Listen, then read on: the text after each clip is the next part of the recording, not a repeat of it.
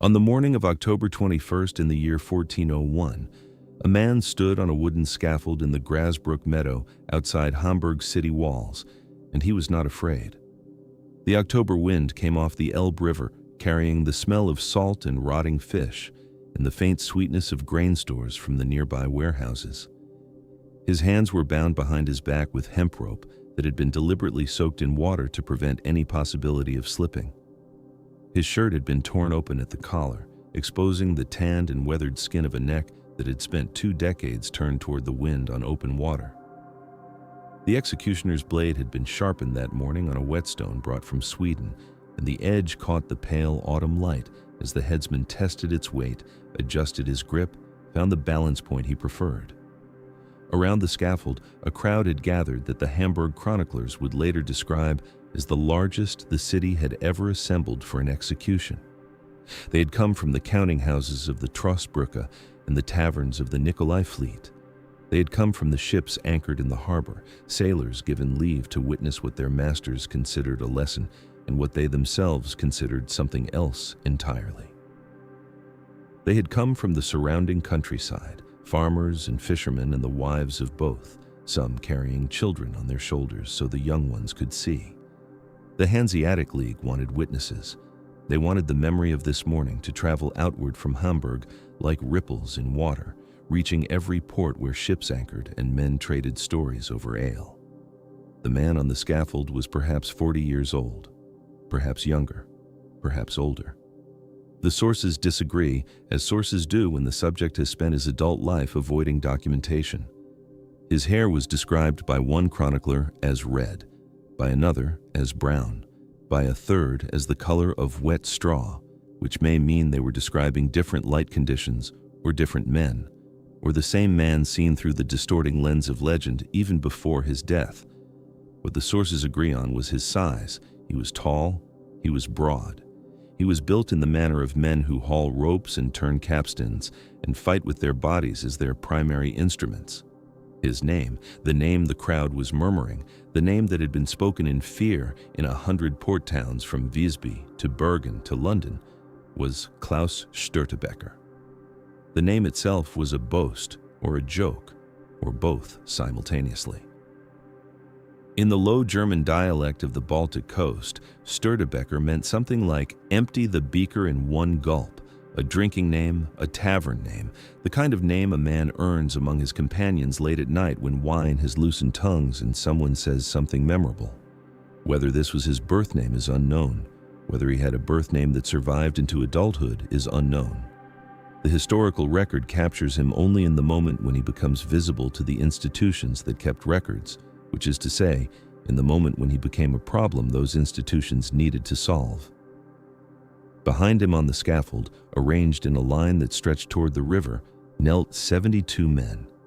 They were his crew, or what remained of it after the sea battle that had ended their careers 3 weeks earlier. They knelt on the bare wooden boards with their hands bound and their heads bowed, and they were waiting to die after their captain. The executioner had been promised a bonus for efficiency. The Hamburg Council had allocated funds for a second blade in case the first grew dull. No one expected this to be quick, but everyone expected it to be thorough. This is where the legend begins, or rather, this is where the legend and the history become impossible to separate, braided together like the strands of the rope that bound his hands. According to the story that would be told in every tavern on the North Sea within a year of this morning, Klaus Störtebeker made a request of the executioner before the blade fell. He asked that any of his men he could walk past after his head was removed should be spared. The executioner, perhaps amused, perhaps moved by something he couldn't name, agreed. The blade fell. The head dropped into the basket that had been placed to receive it, and the body, headless, bleeding, driven by something that was not life but was not quite its absence either, rose to its feet and began to walk. It walked past one kneeling man, then another, then a third. The crowd, which had been roaring, fell silent. The body walked past a fourth man, a fifth, a sixth. Its steps were steady. Its arms, still bound behind its back, did not flail. The blood pouring from the neck stump left a trail on the wooden boards that the autumn rain would wash away by evening. 7, 8, 9, 10, 11? The body had walked past 11 of his kneeling crewmen when the executioner, in panic or disgust or simple professional reflex, stuck out his foot and tripped the headless corpse, sending it sprawling to the scaffold floor where it finally lay still. 11 men, the executioner had promised. But when the time came to honor that promise, the story goes, the Hamburg authorities refused. The council had not approved any such bargain. The executioner had no power to make deals on the city's behalf. All 72 men were beheaded that morning, one after another, their heads mounted on stakes along the bank of the Elbe, where incoming ships would see them for months afterward, until the gulls and the weather reduced them to skulls and then to nothing. The legend of the walking corpse is almost certainly false. The human body cannot walk without a brain to direct it. The spinal cord cannot substitute for consciousness, no matter how stubborn the man who once inhabited the flesh. This is basic biology, and it was basic biology in 1401 as much as it is now. But the legend persists. It persists because it captures something true, not about neurology, but about the man himself and what he represented to the people who watched him die. Klaus Störtebeker was the most famous pirate of the medieval Baltic, the commander of a fleet that terrorized Hanseatic shipping for the better part of a decade, a man whose name became synonymous with a kind of lawlessness that the merchant princes of the northern cities found genuinely terrifying. He was also a folk hero, beloved by the poor of the port towns who saw in him something that looked like justice even when it was dressed in blood. He was the leader of a brotherhood that called themselves the Victual Brothers, men who had begun as legitimate privateers and become something else entirely, and who governed their floating republic by a principle that seems almost utopian in retrospect. All plunder shared equally, regardless of rank or role. His story is the story of how that brotherhood rose and fell, how the most powerful commercial alliance in medieval Europe was brought to its knees by a few thousand men with fast ships and no respect for property, and how the same alliance eventually gathered the resources to crush what it could not accommodate. It is a story about economics disguised as romance, about the thin line between piracy and war, and about what happens when men who own nothing discover they have nothing to lose. It is a story that the city of Hamburg has been telling for 600 years, in statues and street names and children's books, and inevitably, in the way cities tell stories, they are not quite sure how to feel about. But before we can understand the death, we need to understand the life. And before we can understand the life, we need to understand the world that made such a life possible, the Baltic of the 14th century, a sea unlike any other in Europe, ringed by powers in constant competition and crossed by ships carrying the cargo that would build fortunes and found dynasties. The sources for this story are, as sources for medieval piracy tend to be, fragmentary and partisan. The Hamburg City Chronicles record the execution in detail but care nothing for the decades that preceded it. The records of the Hanseatic League mention Störtebeker and the Victual Brothers as problems to be solved, enemies to be defeated, threats to be quantified in terms of lost cargo and ransomed crews, and insurance premiums on shipping routes. A handful of Scandinavian chronicles offer glimpses of the same events from different angles. Archaeological evidence, shipwrecks, coin hoards, the foundations of fortifications on islands that served as pirate bases, fills in some gaps and opens others. Modern historians have spent considerable effort attempting to separate the man from the myth, to extract the verifiable facts from the layers of legend that accumulated within decades of his death. What emerges from this effort is a figure who remains frustratingly incomplete. We do not know where Klaus Störtebeker was born. We do not know his parentage, his education, his early career before he appears in the records. We do not know what he looked like beyond the vague and contradictory descriptions of the chroniclers. We know almost nothing of his inner life, his beliefs, his loyalties beyond his crew, his understanding of what he was doing and why. What we know is what he did, or at least what the sources say he did, and even that knowledge is filtered through the pens of men who had every reason to exaggerate both his crimes and his eventual downfall. But this uncertainty is itself part of the story. Pirates do not leave archives. They do not commission biographies. They exist in the historical record precisely to the extent that they caused problems for people who did keep records, and they disappear from that record the moment they cease to be useful as cautionary tales or administrative concerns. The gaps in Störtebeker's biography are not accidents. They are the signature of a life lived outside the structures that produce documentation. To write about him is to write about absence as much as presence, to reconstruct a shape by mapping the edges of what is missing. The world he inhabited, however, we can know in considerable detail, and that world begins with the sea itself. The Baltic Sea is the youngest of Europe's great bodies of water, formed only 10,000 years ago when the glaciers of the last ice age melted and flooded a vast lowland that had been dry during the coldest millennia. It is shallow compared to the Atlantic or the Mediterranean, rarely more than 100 meters deep, often much less, and nearly enclosed by land, connected to the North Sea only by the narrow straits between Denmark and Sweden. This geography made it a natural theater for commercial shipping. The distances between ports were manageable. The weather, while vicious in winter, was predictable in its viciousness.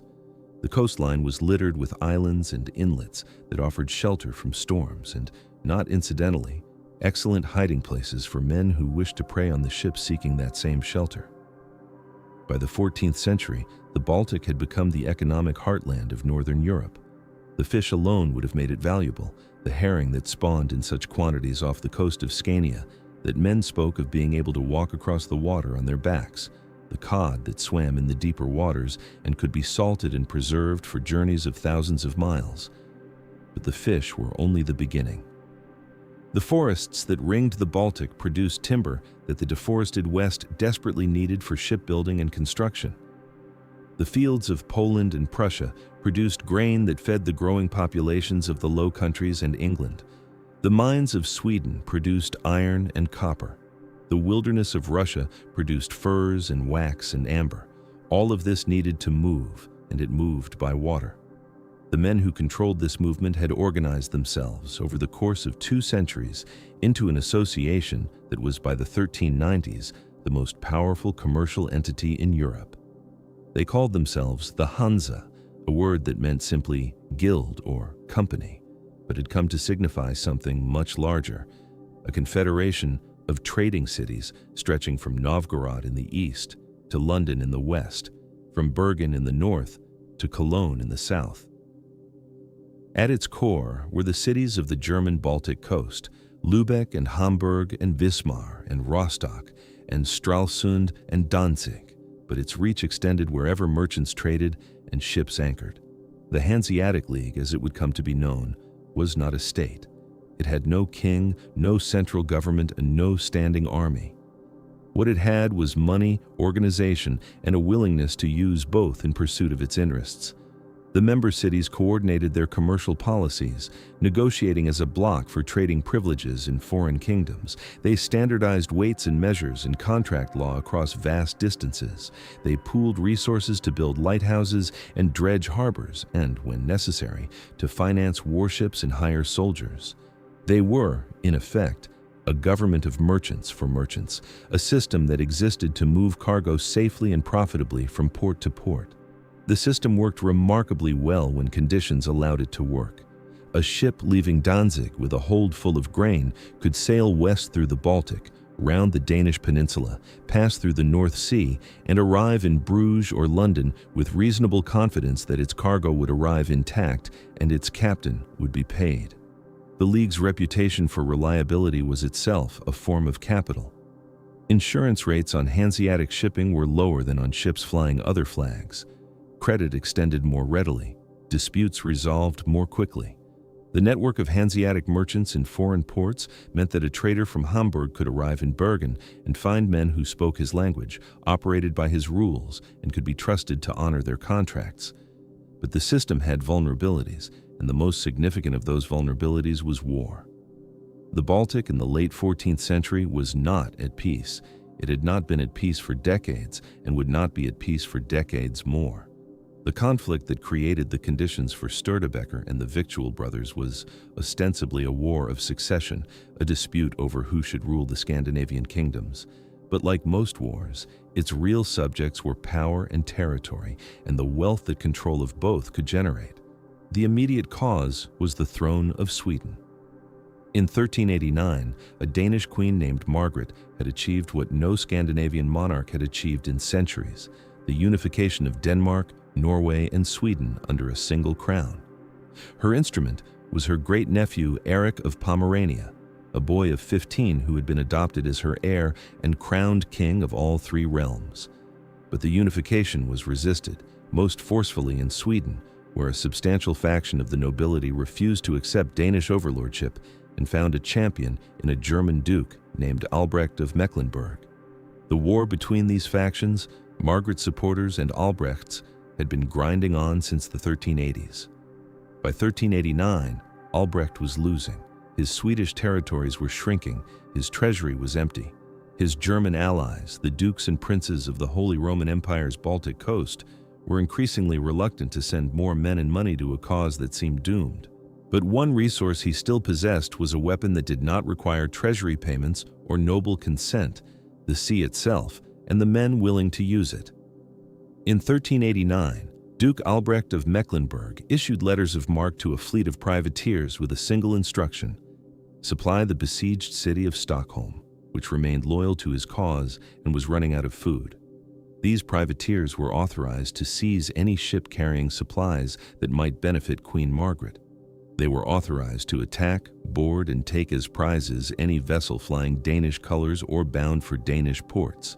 They were authorized, in effect, to make war on behalf of a sovereign power, which made them legitimate combatants rather than pirates under the laws and customs of the time. They called themselves the Vitalian Bruder. The Victual Brothers, so named because their original mission was to supply Stockholm with provisions. The food they delivered kept the city alive through the winter of 1389-1390. The prizes they took in the process made them rich, and the taste of both, the violence and the reward, proved so compelling that when their original mission became irrelevant, they saw no reason to stop. This is where Klaus Störtebeker enters the historical record, though the exact moment of his entrance is disputed. Some sources place him among the original Victual Brothers commissioned by Albrecht of Mecklenburg. Others suggest he joined later, recruited from the ranks of sailors and fishermen who saw in the brotherhood an opportunity unavailable through legitimate channels. A third tradition holds that he was already a pirate before the letters of marque were issued, operating independently in the Baltic and simply absorbed into the larger organization when it formed.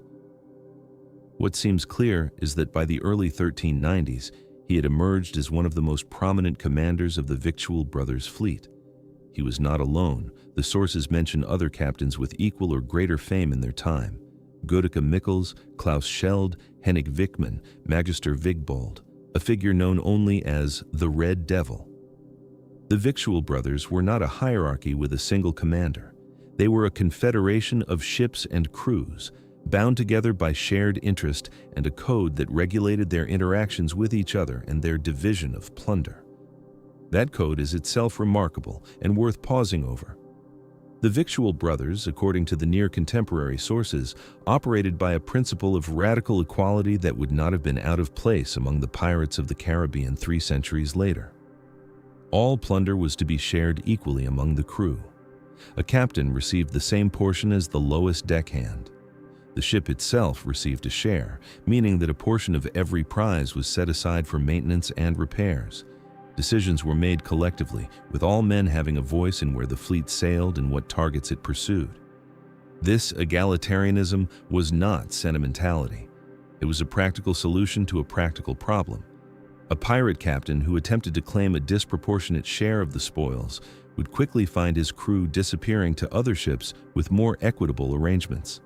A crew that felt cheated would not fight as hard when fighting mattered. The equal share system created a form of social cohesion that allowed the Victual Brothers to coordinate across dozens of vessels without the formal command structures that conventional navies required. Every man had a personal stake in the success of every raid. Every man knew that the wealth accumulating in the fleet's treasury was as much his as anyone else's. The effect of this system on the Brotherhood's effectiveness was dramatic.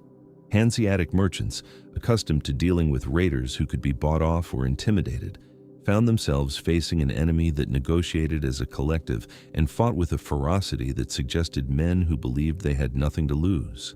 The Victual Brothers took enormous risks because the rewards were enormous and the risks were shared.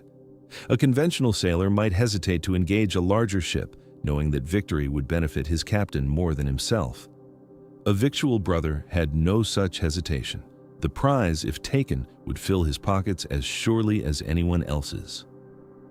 Stockholm fell in 1398, and with it fell the last justification for the Victual Brothers' legal existence. The war that had created them was over. Queen Margaret controlled the Scandinavian kingdoms. Duke Albrecht of Mecklenburg was a prisoner in Danish hands.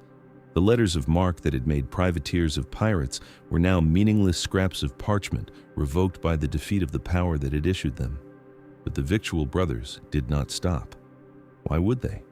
They had ships, they had crews, they had a system that worked. The letters of marque had been useful fiction, a convenient cover for activities that were profitable regardless of legal status. Without them, the brothers were simply pirates rather than privateers, a distinction that mattered to lawyers and admiralty courts, but made no practical difference on the open water. The Baltic became, in the years after Stockholm's fall, a hunting ground. Hanseatic shipping, which had grown accustomed to the disruptions of a war it believed would eventually end, found itself facing disruptions that had no obvious terminus. Ships disappeared. Cargo vanished, insurance rates climbed, the carefully maintained system of trust and predictability that the Hanseatic League had spent 2 centuries constructing began to fray at the edges. The Victual Brothers' targets were not chosen randomly. They possessed intelligence networks, men in port cities who observed the loading and unloading of ships, who noted which vessels were heavily laden and which were returning empty, who reported on the movements of merchant fleets and the hiring of armed escorts. They knew the shipping lanes, they knew the schedules, they knew where vessels would anchor for the night and which routes they would take depending on the wind. And they knew, perhaps better than anyone, the geography of their theater of operations. The Baltic coast is not a smooth line, but a fractal of inlets, islands, sounds, and lagoons, a landscape that seems designed for concealment and ambush. The island of Gotland, in the middle of the Baltic, had been a Victual Brothers stronghold since the early days of the war. When pressure from the Scandinavian powers pushed them from Gotland, they relocated to Friesland on the North Sea coast. When Friesland became untenable, they found havens on the smaller islands, in the river mouths, in any place where shallow draft and local knowledge could give them an advantage over pursuers. The raids on Wismar are illustrative. Wismar was a Hanseatic city, a member in good standing of the League, its economy built on the grain trade that flowed from the agricultural hinterland to the urban markets of the west. The city's warehouses held thousands of tons of wheat and rye, gathered from the surrounding countryside and waiting for transport. This grain represented wealth, certainly. Fortunes had been built on the grain trade, but it also represented food, the calories that kept the populations of Flanders and Holland and England alive through winters when local harvests failed. The Victual Brothers understood this. They understood that the cargo they seized was not merely valuable in the abstract, but necessary in the concrete, that the grain in their holds was the grain that cities needed to survive, that their raids were not simply theft, but disruption of the most basic economic functions of the northern world.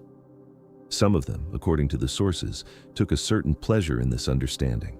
They saw themselves not merely as criminals, but as agents of a kind of justice, redistributing wealth from the merchants who controlled it to the men who produced it and the men who took it. The egalitarian code of the Victual Brothers was not only internal. When they took a prize, they were known to offer crewmen a choice: join or be released. Many joined.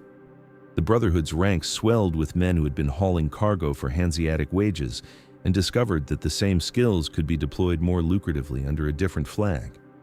The pirate fleets of the 1390s included men who had been fishermen, farmers, soldiers, craftsmen, men for whom the conventional economy offered little, and the Brotherhood offered everything. This is the context for the legends that would accumulate around Klaus Störtebeker in particular. The stories say he gave generously to the poor of the port cities. The stories say he was welcomed as a hero in taverns where merchants were despised. The stories say the people of the coast protected him, hid him, lied to authorities on his behalf because they saw in him something that looked like their own interests incarnate. These stories are, of course, difficult to verify.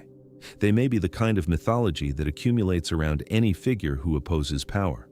They may also be true, or at least true enough, reflections of a genuine popularity that the official sources, written by the men he robbed, would have had every reason to suppress.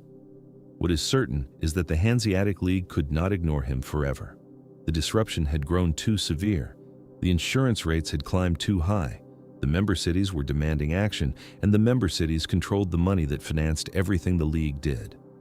By the late 1390s, the decision had been made. The Victual Brothers would be destroyed. The only question was how. The answer came from Hamburg, the city that would eventually claim Störtebeker's head. Hamburg was not the largest Hanseatic city. That honor belonged to Lübeck, but it was perhaps the most strategically positioned, sitting at the point where the Elbe River met the North Sea, controlling the trade route that connected the Baltic commerce to the Atlantic world beyond. Hamburg had suffered grievously from the Victual Brothers' raids. Hamburg had the wealth to finance a naval expedition. Hamburg had the motivation to see it through. In 1400, the City Council of Hamburg authorized the construction and deployment of a fleet specifically designed to hunt down the Victual Brothers. They hired the best shipwrights. They recruited experienced captains. They armed their vessels with the most modern weapons available. They offered bounties for pirates taken alive and brought to Hamburg for trial and execution. The investment was enormous, the kind of expenditure that cities undertake only when the alternative seems worse.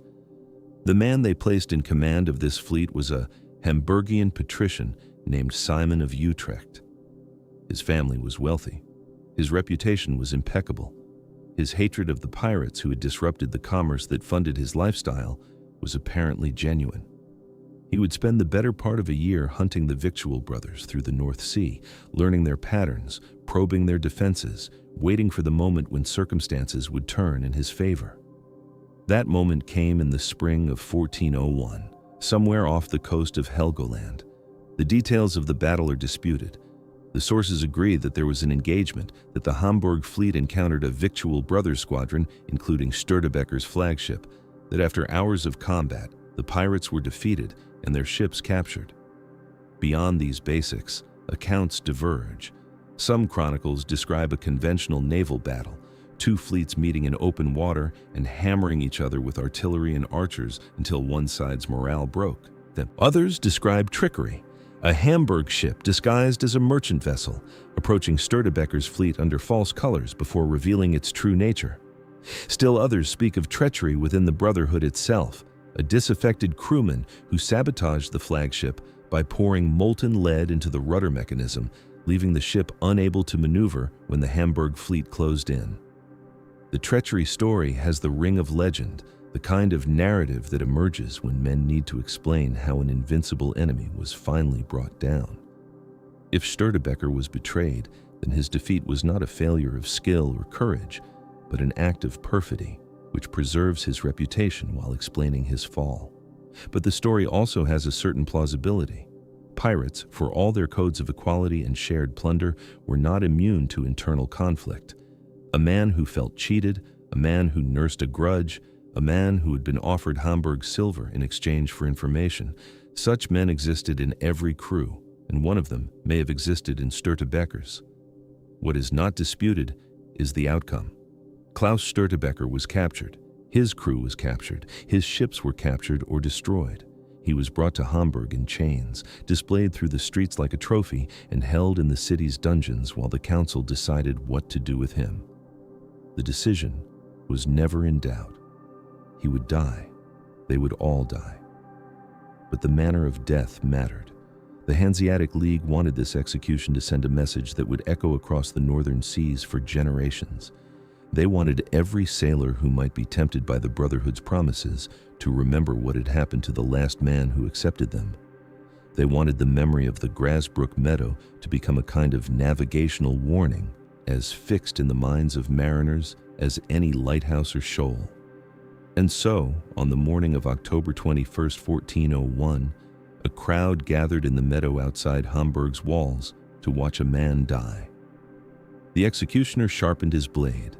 The prisoners knelt in their row.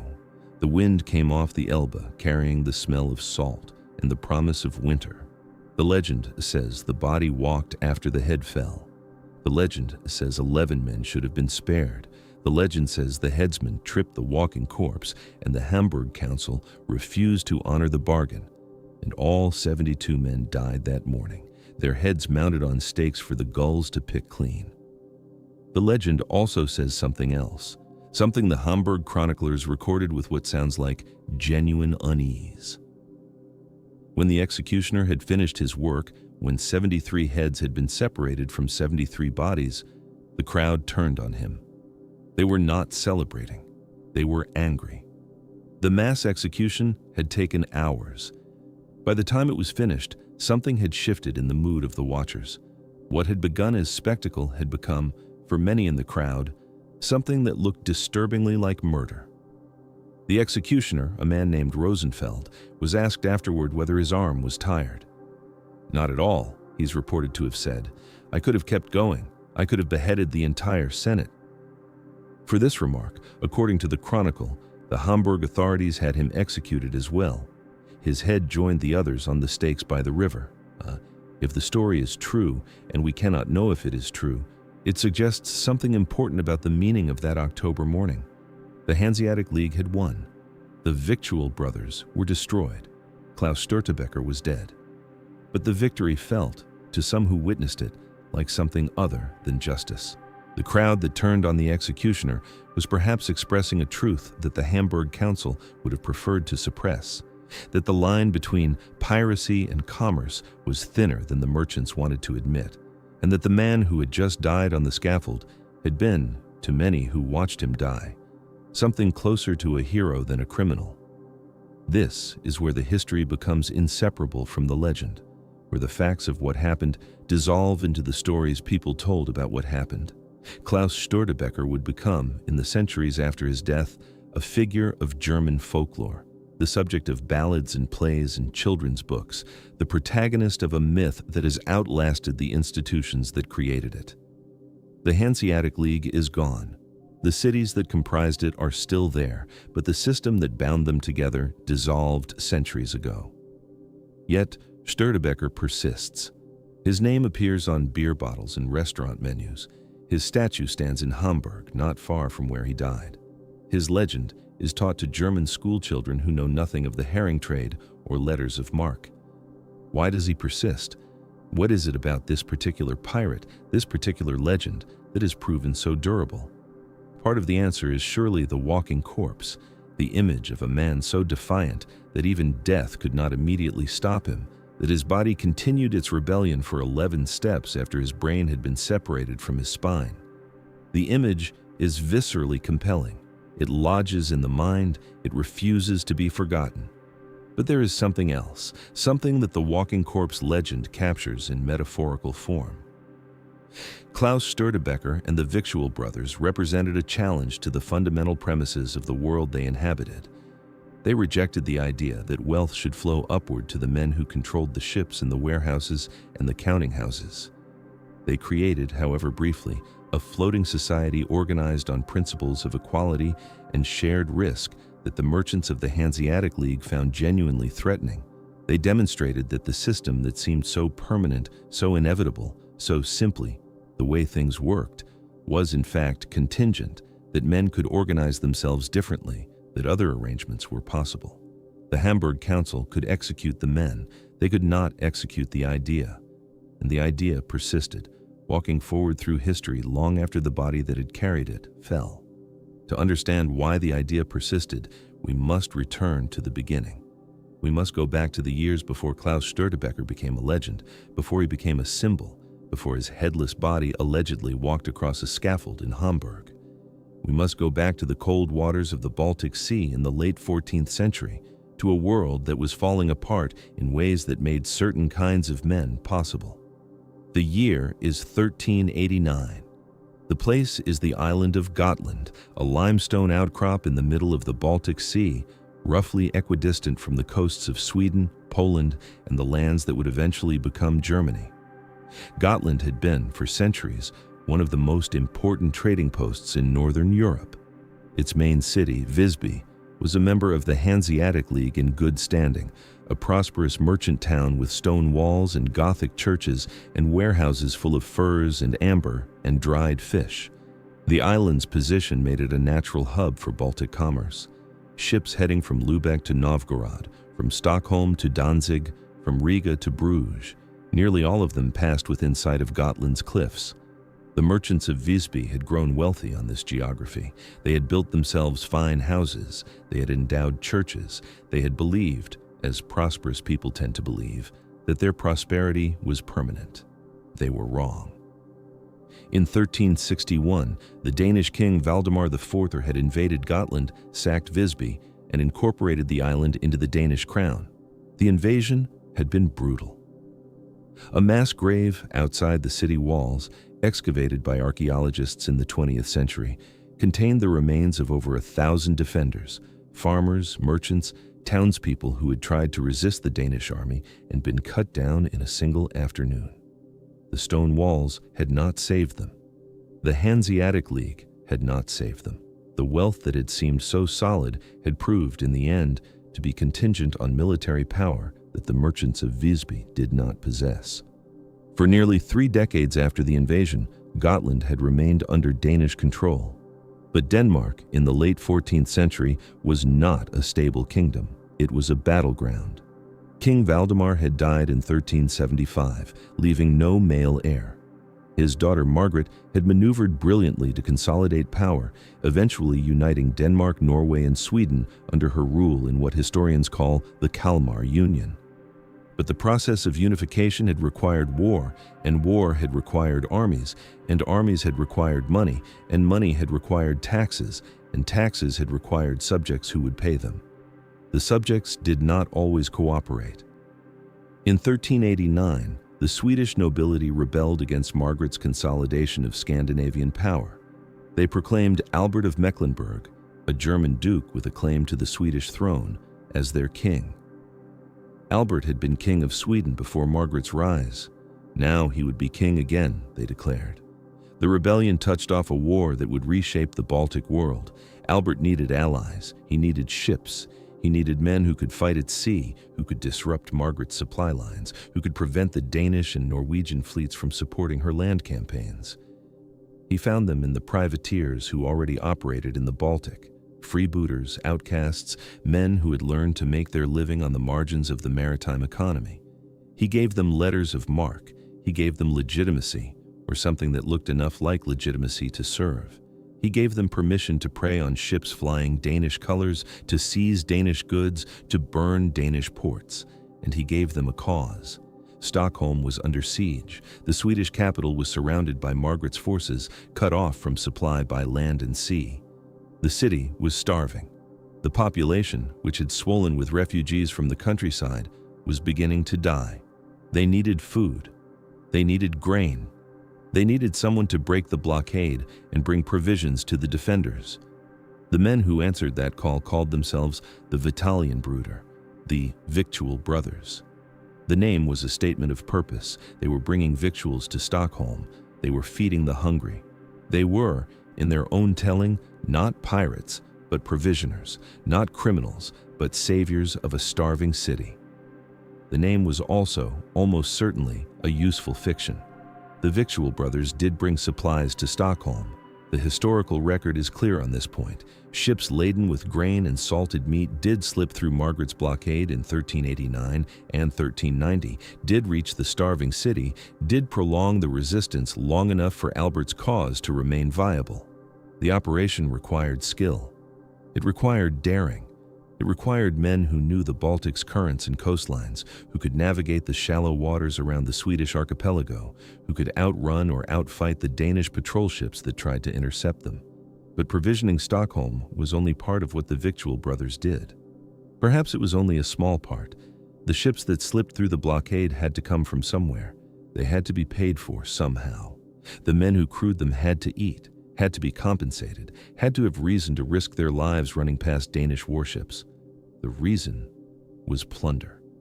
The same letters of marque that authorized the Victual Brothers to supply Stockholm also authorized them to seize enemy shipping. And once they were at sea, once they had taken a prize, the distinction between a Danish ship and any other ship became remarkably difficult to maintain. A merchant vessel flying neutral colors might be carrying Danish goods. A Hanseatic cog might be transporting supplies that would eventually reach Margaret's forces. The lines blurred, the letters of marque stretched. What had begun as a targeted military operation became something much broader, much less controllable, much more threatening to the commercial order that the Hanseatic League had spent 2 centuries constructing. This is where Klaus Störtebeker enters the story. Not the legend, not yet, but the historical figure, or what fragments of him we can reconstruct from sources that were written by his enemies and shaped by their interests. We do not know when he was born. We do not know where he came from. We do not know his original name, or whether Störtebeker was a name he was born with or a nickname he acquired. The name itself has been parsed by generations of German scholars. The most common interpretation derives it from Stürz den Becher, empty the cup, or down the beaker, suggesting a man known for his drinking, for his ability to drain a 4-liter tankard in a single draft. Other interpretations are possible. The name might derive from a place. It might be a corruption of something else entirely. We do not know. What we know is that by the early 1390s, a man using that name had become one of the most prominent captains among the Victual Brothers.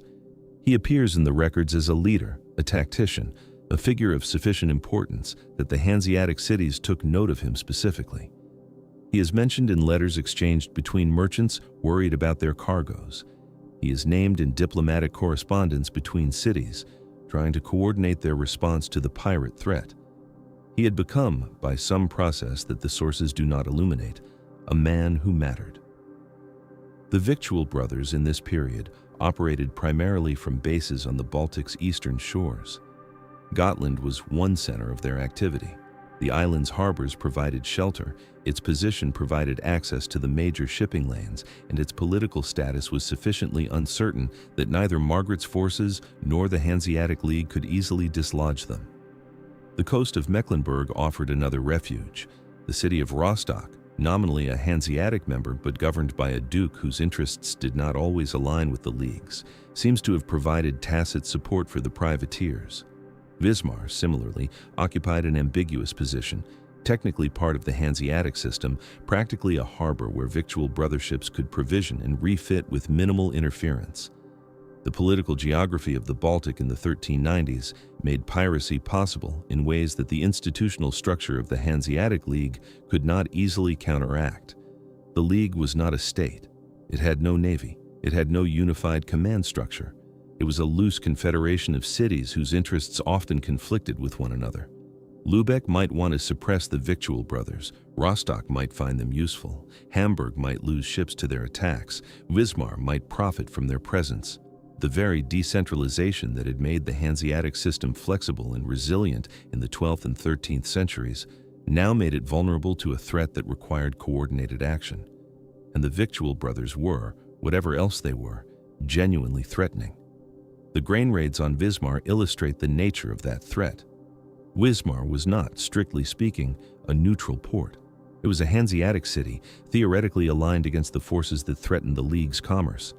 But it was also a city on the front lines of a war, a city whose duke had his own interests, a city whose merchants had to survive in a world where the old certainties were dissolving.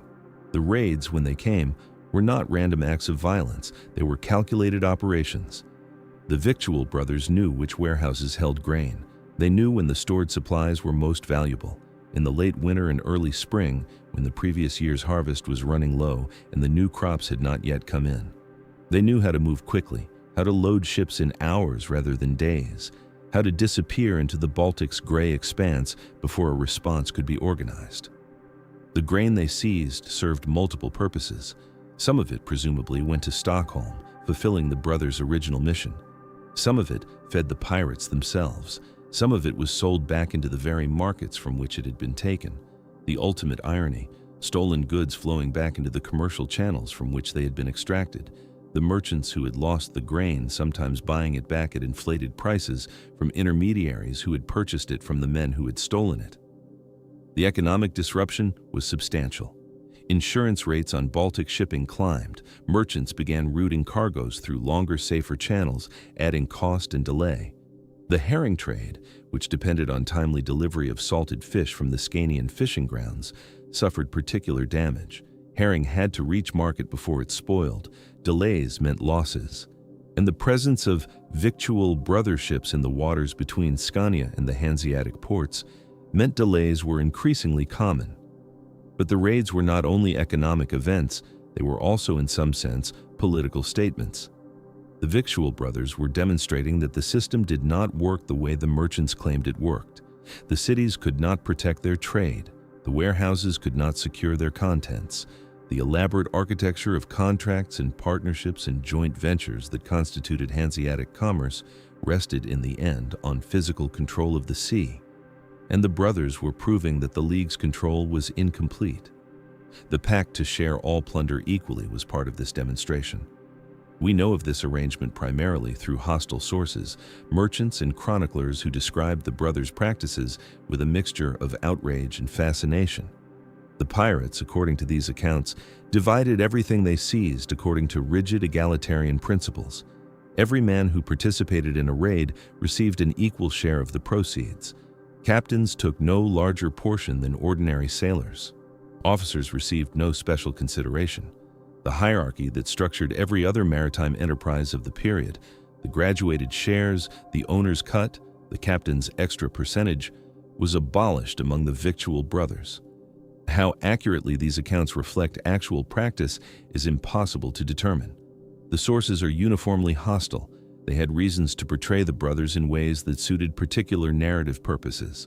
The egalitarian ethos might have been exaggerated for effect, to make the pirates seem more alien, more dangerous, more threatening to the social order.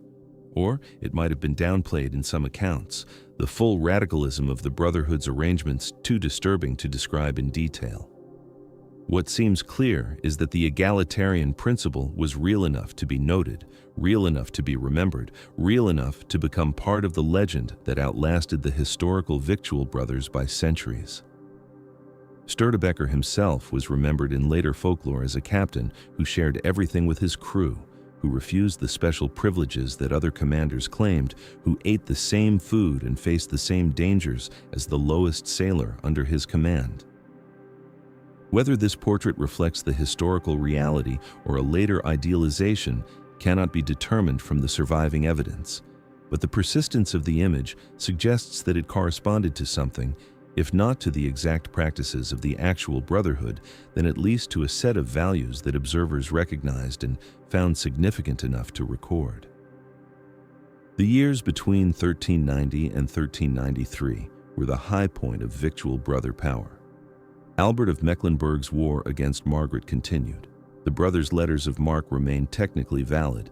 Their operations expanded beyond supply missions to Stockholm into something that resembled a sustained campaign against Baltic commerce. They captured ships. They raided ports. They established themselves as a permanent presence that could not be dislodged by any single city's efforts. Then, the political situation shifted. In 1395, Albert of Mecklenburg fell into Margaret's hands. The Swedish king was captured and imprisoned. The cause for which the Victual Brothers had ostensibly been fighting was lost. The letters of marque that had given their activities a veneer of legitimacy became, in a single moment, worthless scraps of parchment. They were no longer privateers serving a royal cause. They were, by any legal definition that mattered, pirates. Some of them went home. The historical record suggests that a portion of the Victual Brothers accepted the changed circumstances and attempted to reintegrate into legitimate maritime life. They had been privateers. Now they would be merchants or sailors or fishermen. The war was over. It was time to move on. Others did not move on. Klaus Störtebeker was among those who did not move on. The network he had built, the ships he commanded, the men who followed him, these did not simply dissolve because a Swedish king had been captured. The infrastructure of piracy had been constructed over half a decade. It had its own momentum, and the conditions that had made piracy profitable had not changed with Albert's capture. The Hanseatic ships were still sailing. The cargoes were still valuable. The Baltic was still too large for any single power to police effectively. What changed was the brothers' legal status and eventually their geography. With the Baltic becoming increasingly hostile, the Hanseatic cities now united against them, the Scandinavian powers no longer providing even tacit support, the Victual Brothers began to shift their operations westward. They moved from the Baltic to the North Sea, from the waters between Sweden and Germany to the waters between Germany, England, and the Low Countries. They established new bases on the Frisian Islands, the chain of low sandy islands that stretched along the coast from the Ems estuary to the Danish peninsula.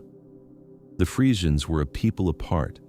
They had never been fully integrated into the feudal structures that governed most of medieval Europe. Their islands were difficult to reach, difficult to conquer, difficult to administer.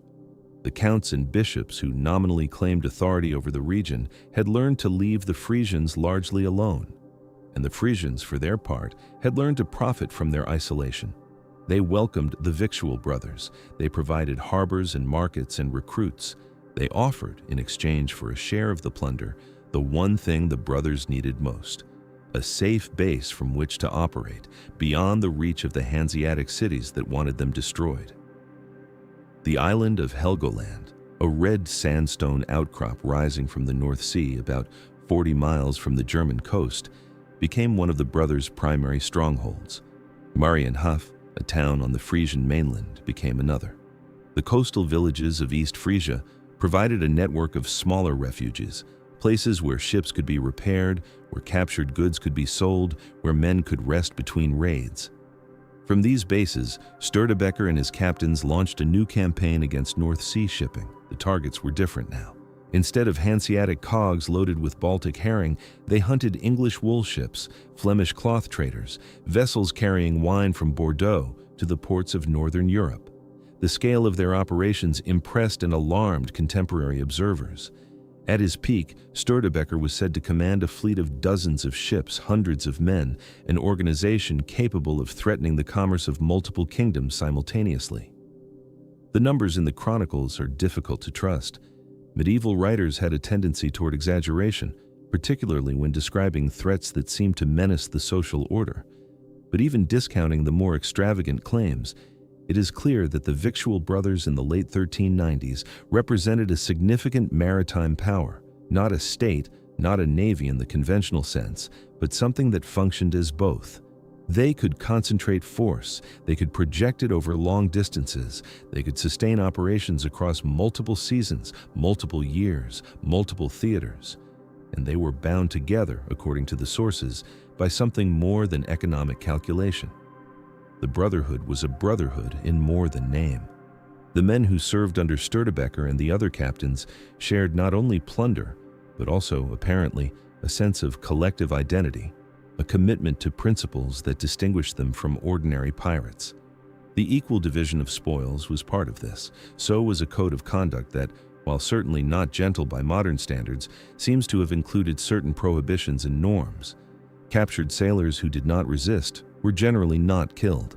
Ships that surrendered might be stripped of their cargo but not burned. There were limits, or what passed for limits in a world where violence was endemic and mercy was a luxury. Whether these norms were honored consistently, or whether they existed primarily in the retrospective accounts of men who wanted to romanticize the brotherhood, is another question the sources cannot definitively answer. What is clear is that the Victual Brothers were not simply a collection of individual predators united by convenience. They were an organization with structure, with shared practices, with something that resembled a common purpose even after the ostensible purpose, supplying Stockholm, had become irrelevant. By 1400, the Hanseatic League had decided that the threat could no longer be tolerated. The cities that had spent a decade responding to the Victual Brothers piecemeal, each protecting its own shipping as best it could, finally committed to coordinated action. Hamburg and Lübeck took the lead, funding and equipping a combined fleet with a clear mandate: find the pirates, engage them, destroy them. The campaign that followed would end Klaus Störtebeker's career and his life. It would produce the mass execution on the Hamburg waterfront, the 73 severed heads, the legend of the walking corpse. But before that ending, there was one more chapter, a chapter of pursuit and battle and betrayal, of a brotherhood that had survived a decade of warfare, finally meeting an enemy it could not defeat. The Hamburg fleet sailed in the spring of 1401. The ships were new, purpose-built for combat, crewed by experienced sailors, and armed with the best weapons the city's treasuries could provide. The commanders knew what they were hunting. They knew where to look. They had informants, men who had once sailed with the Victual Brothers and now saw which way the wind was blowing, men who were willing to trade information for immunity or profit. The details of the final confrontation vary in different accounts. Some sources place it near Helgoland. Others locate it further east in the waters off the Frisian coast. What all the accounts agree on is that the Victual Brothers were caught, that their ships were outmatched, that the battle ended in the Brotherhood's destruction. The sea off Helgoland in the spring of 1401 was cold and gray, the kind of northern water that seems to absorb light rather than reflect it. The island itself rose from the waves like a clenched fist of red sandstone, its cliffs carved by centuries of salt wind into shapes that resembled fortifications, but offered none of a fortress's protection. Ships could shelter in its lee, could anchor in water deep enough to float a vessel, but shallow enough to discourage pursuit by larger craft. For years, the Victual Brothers had used Helgoland as a waypoint, a place to regroup and divide spoils, a rocky pause between raids. Klaus Störtebeker knew these waters. He knew the currents that swept around the island's western face, the sandbars that could trap an unwary captain, the narrow channels where a ship with shallow draft could slip away from heavier pursuers. He had survived a decade in a profession where survival was the exception rather than the rule. He had done so partly through violence, partly through cunning, but above all, through an intimate understanding of the geography that made piracy possible. The Baltic and North Seas were not open expanses where the larger fleet always won. They were labyrinths of coastline and current, of shoal and strait, where local knowledge counted for more than superior numbers. Störtebeker possessed that knowledge. He had built his career on it, but knowledge has limits. It cannot compensate indefinitely for material disadvantage. And by the spring of 1401, the material disadvantage facing the Victual Brothers had become severe. The Hamburg fleet that sailed to find him was not a hastily assembled convoy of armed merchantmen. It was a purpose-built instrument of destruction. The Hanseatic cities had finally committed the resources necessary to end the threat, and they had done so with characteristic thoroughness. The ships were new construction, designed from the keel up for combat rather than cargo. They were heavier than the vessels the Victual Brothers typically sailed, slower perhaps in ideal conditions, but vastly more durable in a fight. Their hulls were reinforced, their crews were trained, their captains were men selected not for their commercial acumen, but for their willingness to close with an enemy and accept casualties. The fleet was commanded by Simon of Utrecht, a man whose name survives in the chronicles precisely because of what happened next. We know almost nothing about him beyond this moment. His age, his background, his previous career, all lost to the same indifference that swallowed most medieval lives. What we know is that he was given command of a fleet with orders to find Klaus Störtebeker and bring him back to Hamburg, alive or dead. The preference, judging by subsequent events, was alive. A public execution served purposes that a death in battle could not. Simon had advantages beyond his ships. He had intelligence. The Hanseatic network that made the League so formidable in commerce served equally well for gathering information. Merchants who had been robbed, captains who had been captured and released, sailors who had served with the Victual Brothers before deserting or being dismissed. All of these were sources, and the Hamburg authorities had been systematically collecting their reports for years. They knew the Brotherhood's patterns. They knew which anchorages the pirates favored, which routes they typically patrolled, which signals they used to coordinate between ships.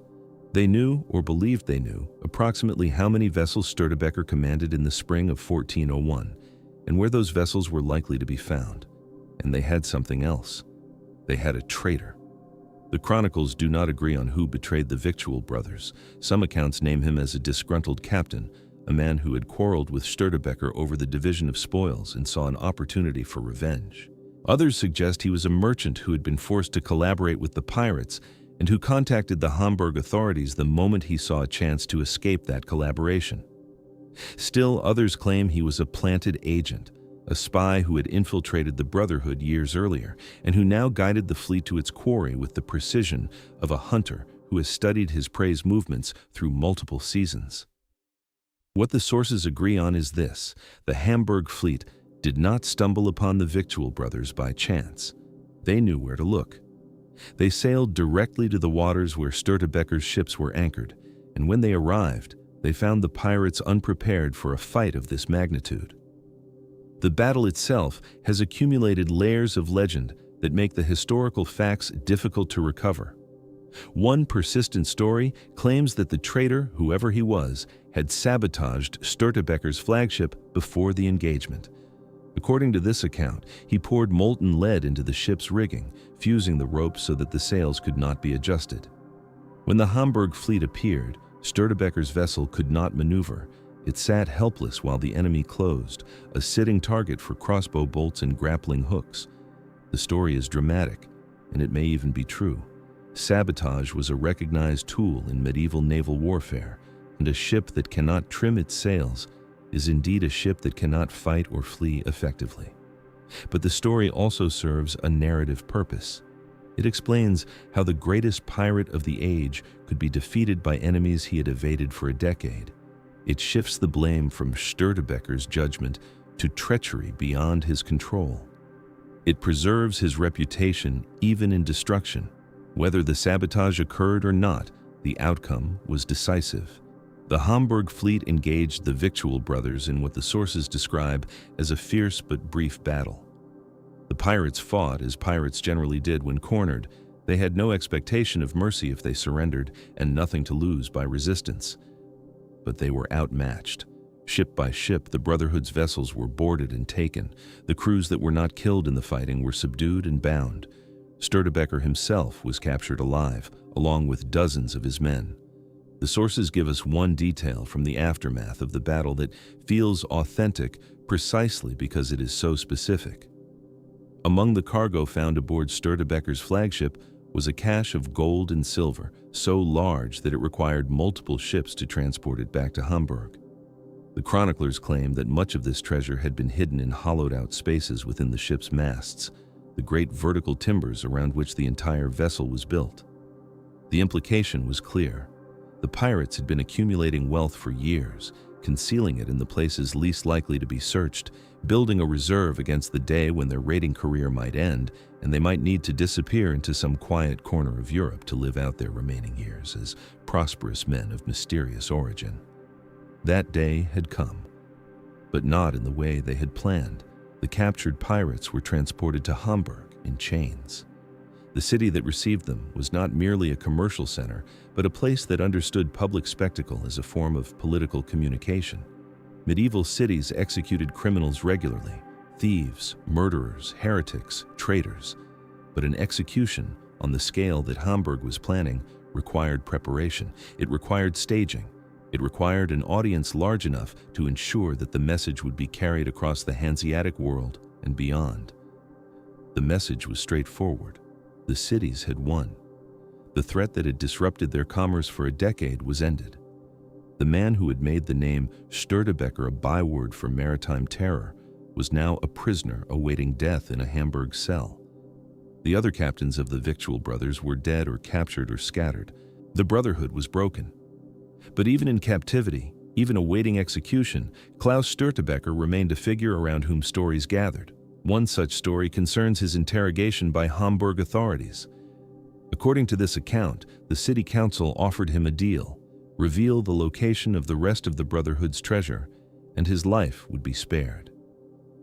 Störtebeker, the story goes, replied that he would show them where the gold was hidden, inside the mast of his flagship, exactly where they had already found it. The implication was that there was no additional treasure, that the authorities had recovered everything, that the pirates' wealth had been less than legend suggested. Whether this was true, or whether Störtebeker was protecting caches that his captors never discovered, or whether the entire exchange was invented by later chroniclers, we cannot know. Another story from the captivity concerns the men who had served under him. The sources claim that Störtebeker interceded on their behalf, arguing that they had followed his orders and should not be punished for loyalty.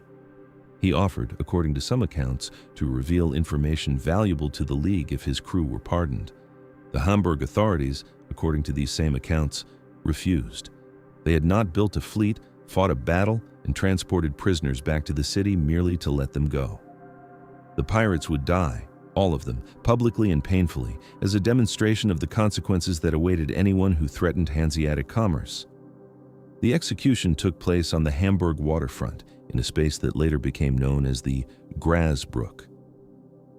The date was October 20th, 1401. The weather was autumn cold, the sky heavy with the low gray clouds that characterized the North German coast in that season. A crowd had gathered, drawn by the announcement that had been made in churches and marketplaces throughout the city and in the surrounding towns. This would be no ordinary execution. This would be a spectacle. The executioner was a man named Rosenfeld, or perhaps Meister Rosenfeld, the title indicating his status as a master of his grim craft. Like most medieval executioners, he was both necessary and despised, a figure who performed a function society required while being excluded from the society that required it. Executioners lived apart. They married within their own caste. They were paid well and shunned absolutely. Rosenfeld had practiced his trade for years. He knew how to kill a man quickly and how to kill him slowly, how to extract the maximum terror from the crowd and the maximum suffering from the condemned, or how to end things with a single clean stroke. He was, by all accounts, competent. The pirates were brought to the execution ground in a procession. Störtebeker walked at their head, his hands bound, his bearing, according to later accounts, unbroken. Behind him came his crew. The sources give varying numbers, but most agree that approximately 70 men were executed that day, making it one of the largest mass executions in German medieval history. They walked through streets lined with spectators, past buildings hung with the banners of the city and the League, toward the block where Rosenfeld waited with his sword. Here, the chronicle and the legend begin to separate, though not entirely. The chronicle records that Klaus Störtebeker was beheaded first, as befitted his status as the leader. He knelt.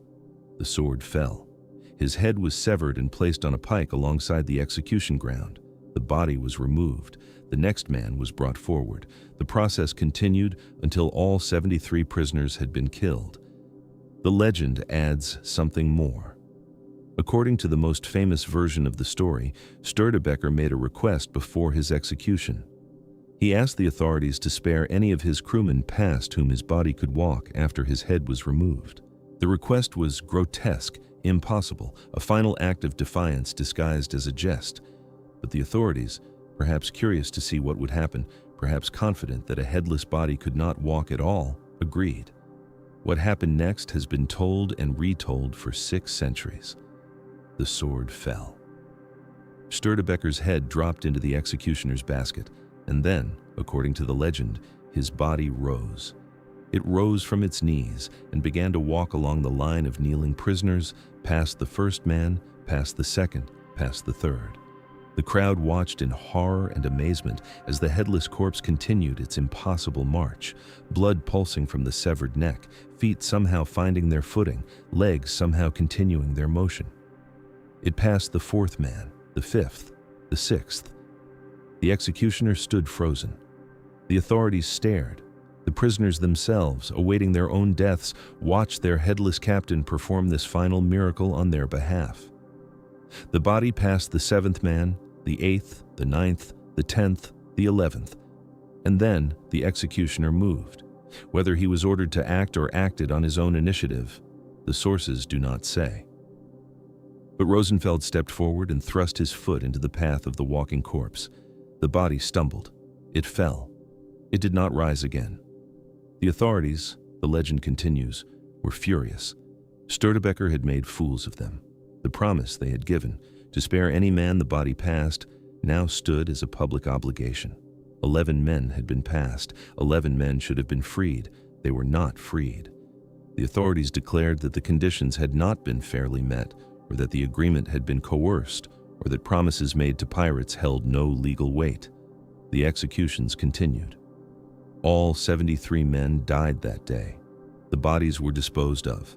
The heads were mounted on pikes along the waterfront, a row of decomposing faces meant to serve as a warning to anyone who might consider following in the Victual Brothers' wake.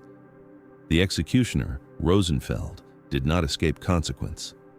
According to some versions of the story, he was asked by the authorities, after the mass execution was complete, whether he felt tired after killing so many men. He replied that he could execute the entire city council as well if required. The council did not appreciate the joke, or the implicit threat, or the reminder that a man who could kill 73 pirates in a day could presumably kill anyone. Rosenfeld was arrested. He was executed with his own sword. The symmetry was not lost on contemporary observers. This last detail is almost certainly apocryphal. It has the shape of a moral lesson too perfect to be historical. The killer killed by his own instrument, the executioner executed. But it has persisted in the stories told about that day, part of the apparatus of legend that surrounds Klaus Störtebeker's death, the way fog surrounds the Helgoland cliffs. What is true? What is invention? What is the distortion of memory over 6 centuries of retelling? We cannot know with certainty. But we can observe that the legend of the walking corpse serves purposes that the mere fact of an execution could not serve.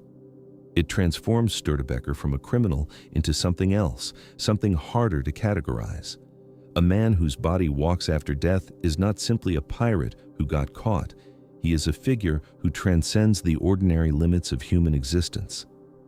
He is, in some sense, magical. He is worthy of remembrance in a way that a straightforward criminal would not be. The legend also preserves something that the execution was meant to destroy: Störtebeker's defiance. In the story, he does not plead for mercy. He does not betray his men. He does not accept the role of defeated villain that the Hamburg authorities assign to him. Instead, he turns his own death into a final act of resistance, a last attempt to save his crew even after he himself cannot be saved. He fails. The authorities break their promise. The men die anyway. But the attempt matters. It becomes the thing that people remember. And there's a third function to the legend, one that is perhaps the most revealing. The story of the walking corpse is fundamentally a story about broken promises. The authorities make a deal and then refuse to honor it. They execute men they had agreed to spare. They demonstrate that their word means nothing when given to enemies of the social order. This detail, embedded in a folk legend told for entertainment, preserves a critique of power that would have been dangerous to express directly. The Hamburg Council was not merciful. The Hamburg Council was not trustworthy. The Hamburg Council killed men it had promised to save. These are not comfortable thoughts for a city that styled itself as the seat of law and commercial order, but they are thoughts that the legend keeps alive, passed from generation to generation in the guise of a ghost story about a walking corpse. The heads rotted on their pikes. The seabirds came for the eyes first, then the softer tissues, then whatever else could be reached through the gaps where features had been. The smell carried across the waterfront for weeks, mixing with the ordinary smells of a harbor, tar and salt and fish, and the endless subtle rot of wooden ships in seawater. The citizens of Hamburg walked past the display on their way to the docks, past the counting houses, past the warehouses where the goods that the Victual Brothers had threatened now moved unmolested. The message was being delivered. The message was being received. But Klaus Störtebeker's death did not end the Victual Brothers. It ended their presence as a major force in the Baltic and North Sea. It ended their ability to threaten Hanseatic commerce on a significant scale. It ended the particular configuration of captains and ships and shared plunder that had made the Brotherhood what it was. But the idea of the Victual Brothers, the vision of a company of equals, bound by oath, sharing all things in common, answering to no king or council, that idea proved harder to kill than a man. Other captains survived the catastrophe of 1401. Godeke Michels, whose name appears alongside Störtebeker's in the chronicles, was among those captured at Helgoland, but accounts of his fate differ. Some sources claim he was executed alongside his captain. Others suggest he escaped and continued raiding for several more years before meeting his own end. Still others place him in entirely different locations, as though there were multiple men of that name, or as though the chroniclers themselves had lost track of who was who in the chaos of the Brotherhood's destruction. What is clear is that piracy in the northern seas did not end in October 1401. It continued, as it had continued before the Victual Brothers, as it would continue for centuries afterward. The geography that had made the Brotherhood possible, the maze of coastlines, the dispersed shipping, the difficulty of policing waters that belonged to no single power, remained unchanged. The economic incentives remained unchanged. The supply of desperate men willing to risk their lives for a chance at wealth remained, if anything, more abundant than before. But the dream of the Victual Brothers, if it had ever been more than a dream, was over. The cities that had destroyed them made certain of that. In the years that followed the executions at Hamburg, the Hanseatic League conducted what can only be described as a campaign of historical annihilation. The Brotherhood had threatened not merely ships and cargoes, but the entire conceptual framework on which Hanseatic power rested.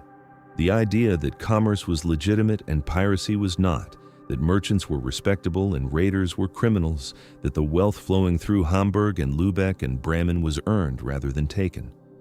The Brotherhood had blurred these distinctions.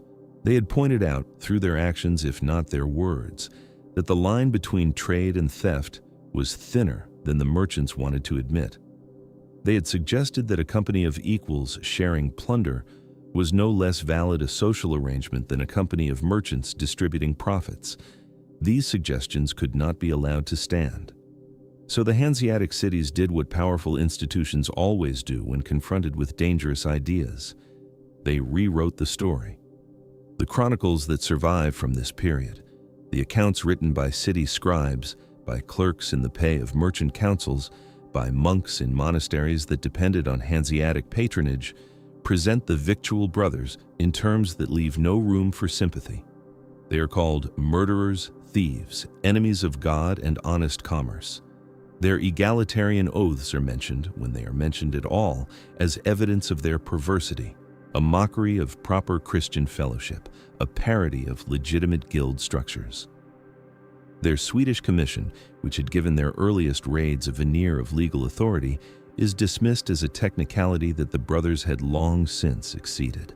The political complexities that had created them, the war over the Danish throne, the siege of Stockholm, the desperate need for supplies that could not be obtained through legitimate channels, are compressed into footnotes or omitted entirely. What remains is a morality tale. Pirates threatened commerce. The Hanseatic League destroyed the pirates. Order was restored. The story requires no further elaboration. But stories have a way of escaping their intended frames. The same sources that condemn the Victual Brothers also preserve, almost despite themselves, the details that make them interesting. The equal division of plunder, the oaths of brotherhood, the refusal to ransom captured merchants, which reads as cruelty in one light and as a rejection of the entire system of commercial aristocracy in another. The authorities who wrote these chronicles could not help but record what they were condemning, and in recording it, they ensured that it would survive to be read differently by later generations. And then there was the matter of the legend. The chronicles are written in Latin and Low German in formal registers for educated audiences. They are preserved in archives, copied by scribes, consulted by scholars. They represent the official memory of the Hanseatic world, the version of events that power wanted preserved. But alongside this official memory, another kind of memory persisted, oral, informal, passed from person to person in languages the chroniclers did not bother to record. The stories told in taverns, the songs sung on ships, the tales that mothers told children, that sailors told each other during long watches, that anyone told anyone when they wanted to speak of a man who had defied the authorities and died spectacularly. This is the memory that preserved Klaus Störtebeker. Not the chronicles, which mention him briefly and condemn him reflexively. Not the official records, which note his capture and execution in the same dry language they use for any criminal matter.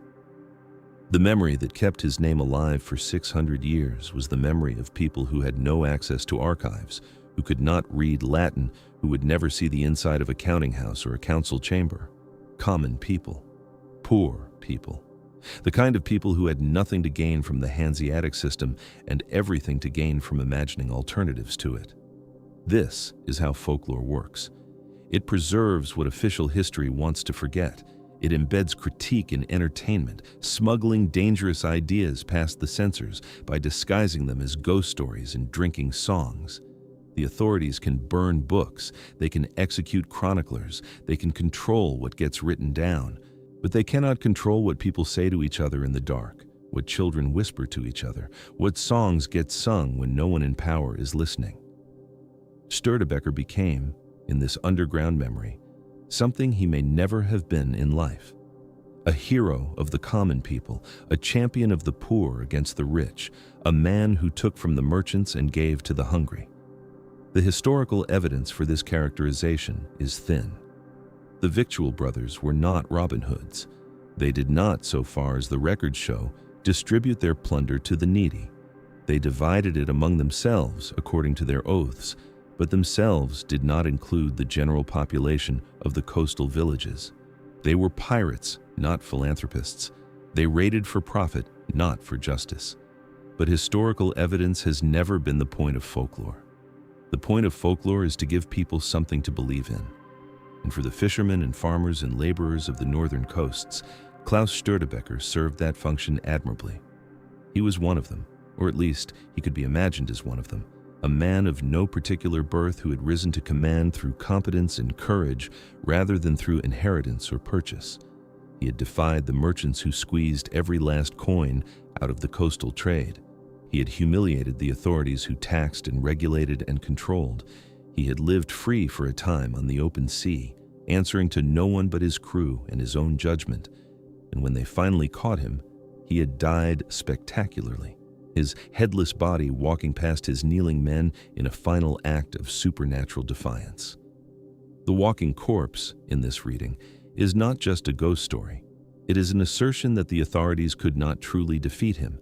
They could take his head, they could display it on a pike, they could execute his crew despite their promises, but they could not stop him from walking. They could not stop his body from moving after they had done their worst.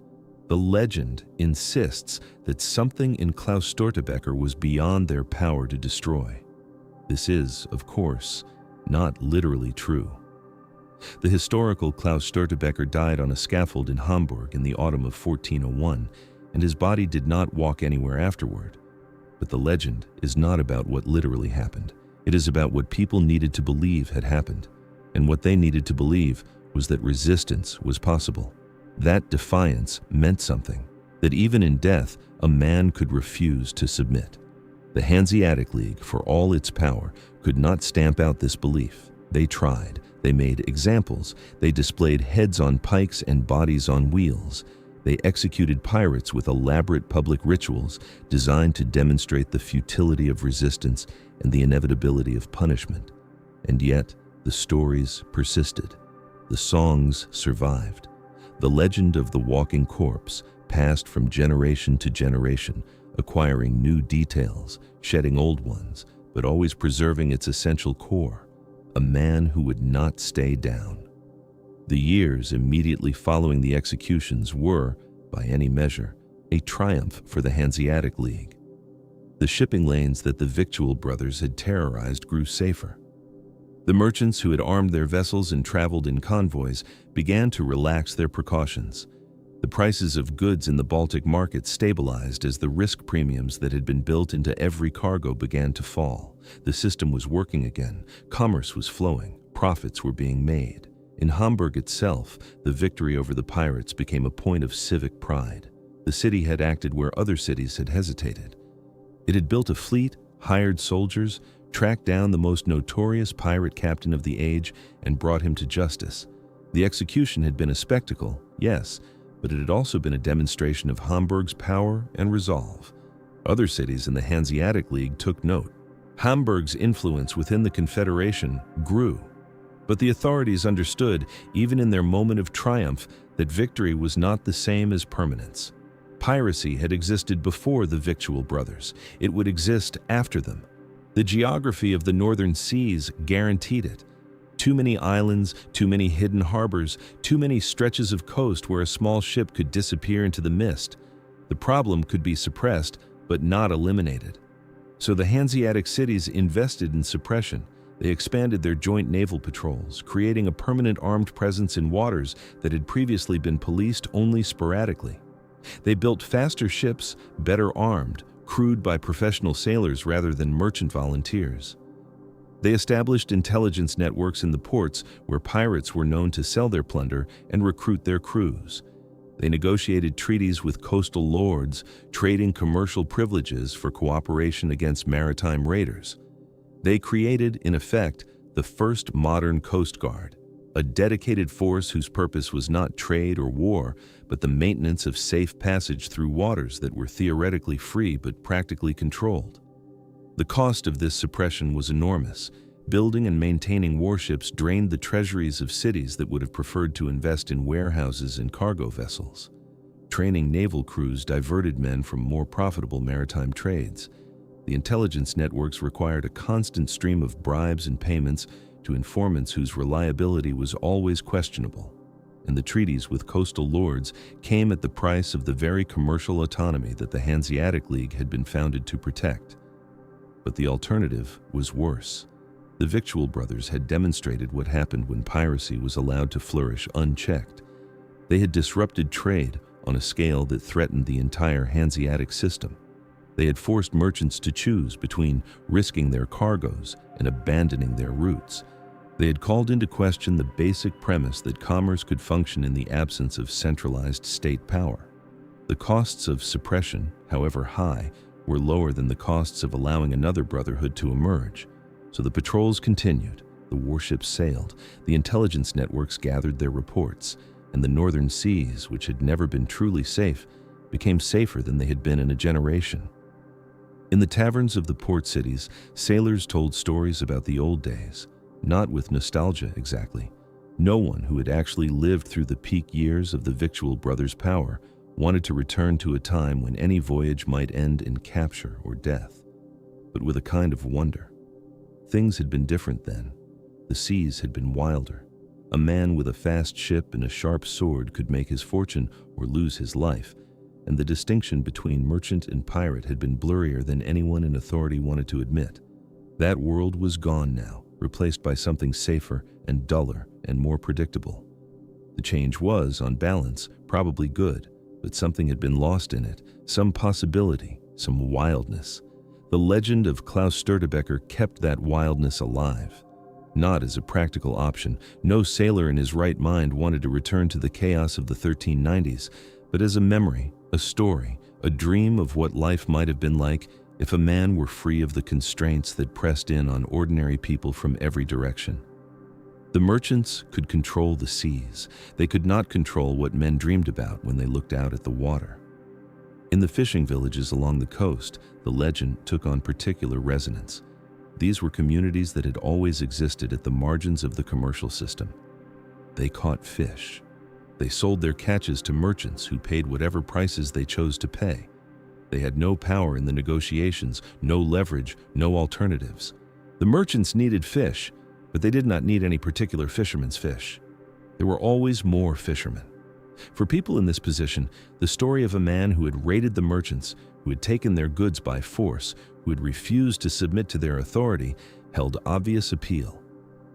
Störtebeker became, in these communities, a kind of patron saint of the dispossessed. Not officially, of course. The church would never have sanctioned the veneration of a pirate. But informally, in the way that folk religion always operates beneath and around the official structures, children were named after him. His image appeared on the walls of waterfront taverns. His story was told on feast days and dark nights, whenever people gathered and the talk turned to the past. The Hanseatic authorities were aware of this cult, if it can be called that, and they were not pleased by it.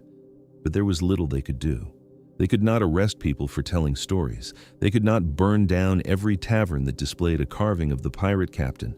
They could not monitor every conversation in every fishing village along 1,000 miles of coastline. The legend, existed below the level at which power could effectively intervene. And so it persisted. It persisted through the 15th century as the Hanseatic League reached the height of its power and began its long, slow decline. It persisted through the 16th century as new trade routes to the Americas and the East Indies began to draw commerce away from the Baltic. It persisted through the 17th and 18th centuries as the old city-states were absorbed into larger territorial powers, and the very idea of a league of merchant republics came to seem quaint and archaic. It persisted into the 19th century when scholars began to take an interest in folklore and started writing down the stories that had been passed orally for generations. It persisted into the 20th century when the name Klaus Störtebeker still meant something to Germans who knew nothing else about medieval maritime history. 600 years. Longer than the Hanseatic League itself lasted. Longer than most of the cities that had condemned him would remain independent. The man had been dead for 6 centuries, and people still told stories about him. This is the paradox at the heart of the Störtebeker legend. The authorities won. They captured him, tried him, executed him. They broke the Victual Brothers as an organized force. They established control over the northern seas. They achieved every practical objective they had set out to achieve. And yet, in some sense that cannot quite be reduced to practical terms, they lost. They lost because they could not control the story. They could write the official accounts, and they did. They could condemn him in chronicles that would be preserved in archives for centuries, and they did.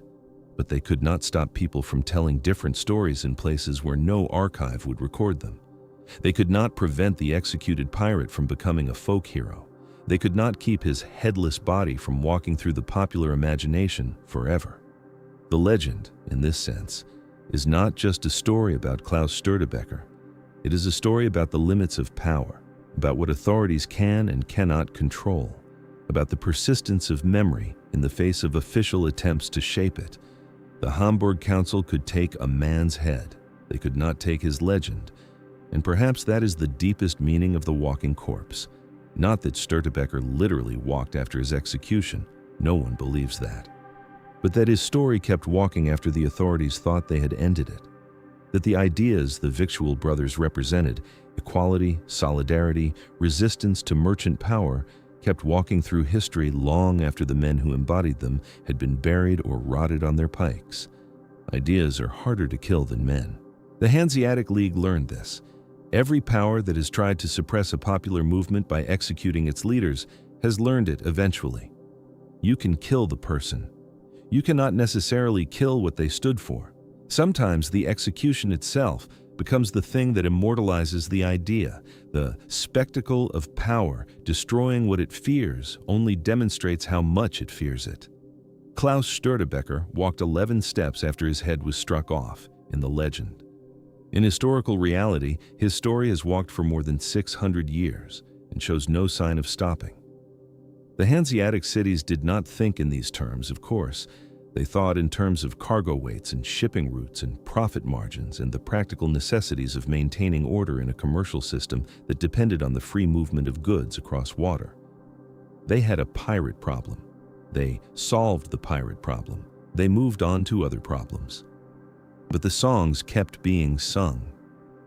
In the years after 1401, a generation of sailors grew old who had known the Victual Brothers firsthand, who had served on their ships or fled from them, or traded with them in the lawless ports of the Baltic fringe. These men carried memories that would not appear in any chronicle, small details, personal moments, the way a captain looked when he gave an order, the sound of a particular voice, the exact shade of a particular flag against a particular sky. None of this would survive their deaths. Memory is mortal, even when legends are not. But as the old sailors died, new ones took their places. And the new ones had not known the Victual Brothers, had never seen Klaus Störtebeker or Godeke Michaels or any of the other captains whose names the chronicles preserved. They knew only the stories. And stories, freed from the constraints of actual memory, can grow in whatever direction they choose. The stories grew. They grew in the taverns of Hamburg and Lübeck, where sailors drank away their wages and told tales to men who would never go to sea. They grew in the fishing villages of the Frisian coast, where widows whose husbands had been killed by pirates or by the Hanseatic fleets that hunted them raised children on narratives that shifted and blurred with each retelling. They grew in the market squares of towns that had never seen a Victual Brothers ship, where traveling performers discovered that certain names drew crowds, certain stories earned coins, certain legends paid better than others. The mechanisms of legend making are not mysterious. They follow their own logic, as predictable in their way as the logic of commerce or war. A figure becomes a legend when their story can be made to carry meanings that extend beyond their particular life. Klaus Störtebeker became a legend because his story could hold so many different meanings for so many different people. To the poor, he was one of them who had risen to power and terrified the rich. To sailors, he was one of their own who had achieved a kind of freedom that ordinary seamen could only dream of. To those who resented the Hanseatic League's dominance of northern trade, he was a man who had challenged that dominance and made the wealthy merchants afraid. To those who had suffered under the chaos of the late 14th century, the endless wars, the recurring plagues, the collapse of old certainties, he was a figure of pure agency, a man who had seized control of his own fate in an era when most people felt they had no control over anything. Each of these meanings could coexist with the others. Each could grow in its own direction. And as the memories of the actual man faded, the legendary figure became increasingly available for interpretation, increasingly moldable to the needs of whoever was telling the story. But there is another mechanism at work in the Störtebeker legend, one that is less often examined. The legend persisted not only because of what it gave to the powerless, but because of what it took from the powerful. Every telling of the story was, in some small way, a diminishment of Hanseatic authority. Every tavern song that celebrated the pirate king was an implicit challenge to the official narrative that had condemned him. The legend functioned as a kind of counter-memory, a parallel tradition that existed alongside and against the chronicle accounts that the merchant councils had sponsored. This is why legends like Störtebeker's tend to cluster around moments of social tension, around figures who have been publicly destroyed by authorities claiming legitimacy. The destruction itself creates the conditions for legendary survival. The authorities demonstrate their power by killing the rebel, but in demonstrating their power, they also demonstrate their fear. And the spectacle of fear, the elaborate trial, the mass execution, the public display of severed heads, becomes part of the legend itself. The authorities cannot win. If they kill the rebel quietly, the story might fade. But they need the public spectacle to assert their legitimacy, to demonstrate that transgression will be punished. And the public spectacle is precisely what feeds the legend. The Hamburg Council of 1401 did not understand this dynamic. How could they? They were practical men, concerned with practical problems. They had captured the pirates, tried them, executed them, displayed their heads as a warning to others. The problem was solved. They moved on. But the very success of their public spectacle, the drama of the execution, the legend of the walking corpse, the long row of heads on stakes, ensured that the story would never be forgotten. They had created the perfect material for legendary survival. The years after 1401 saw the gradual transformation of the historical Victual Brothers into the legendary figures who would survive into modern times. This transformation was not instantaneous. It happened in layers, each generation adding its own embellishments, its own interpretations, its own needs to the basic substrate of the original events. The first layer was simply heroization. The pirates became braver, more skilled, more successful than they had actually been. Their ships became faster, their victories became more numerous, their defiance became more absolute. This is the standard trajectory of any popular legend. The gradual exaggeration of positive qualities, the gradual softening of negative ones. Klaus Störtebeker became a better captain than he probably was. Godeka Michaels became a wiser counselor. The Brotherhood's egalitarian practices became more perfect, more consistent, more principled than they could possibly have been in reality. The second layer was moralization. The pirates became not just brave, but just. Their targets became not just wealthy, but wicked. the distinction between piracy and legitimate commerce became increasingly blurred, reframed as a distinction between honest theft and dishonest trade. In this version, the Victual Brothers were not really pirates at all. They were redistributors, taking from those who had too much and giving to those who had too little. The resonances with later legends, most notably Robin Hood, are obvious and probably not coincidental. Popular imagination tends to return to certain archetypal patterns, and the righteous outlaw is one of the most persistent. The third layer was mystification. The pirates acquired supernatural qualities. Störtebeker became not just a skilled sailor, but a figure of almost magical prowess. His ability to elude capture became uncanny. His escape from Helgoland became miraculous. His walking corpse became not just a rumor, but an established element of the narrative, repeated and elaborated with each telling. Some versions gave him the ability to see storms coming before any other sailor. Others gave him the power to calm seas, to summon winds, to speak to the creatures of the deep. These additions are late and obviously fictional, but they serve an important function. They lift the historical figure out of ordinary history and into the realm of myth, where ordinary rules do not apply and ordinary judgments do not reach. The fourth layer was politicization. As the original context faded, new contexts emerged, and the Störtebeker legend was adapted to fit them. During periods of tension between common people and merchant elites, the pirates became symbols of class resistance. During periods of conflict between regional powers, they became symbols of local identity, claimed by different cities, different regions, different nations as their own. During periods of romantic nationalism in the 19th century, they became symbols of Germanic spirit and maritime heritage. Each political moment found what it needed in the legend, and the legend expanded to accommodate. These layers did not replace each other. They accumulated.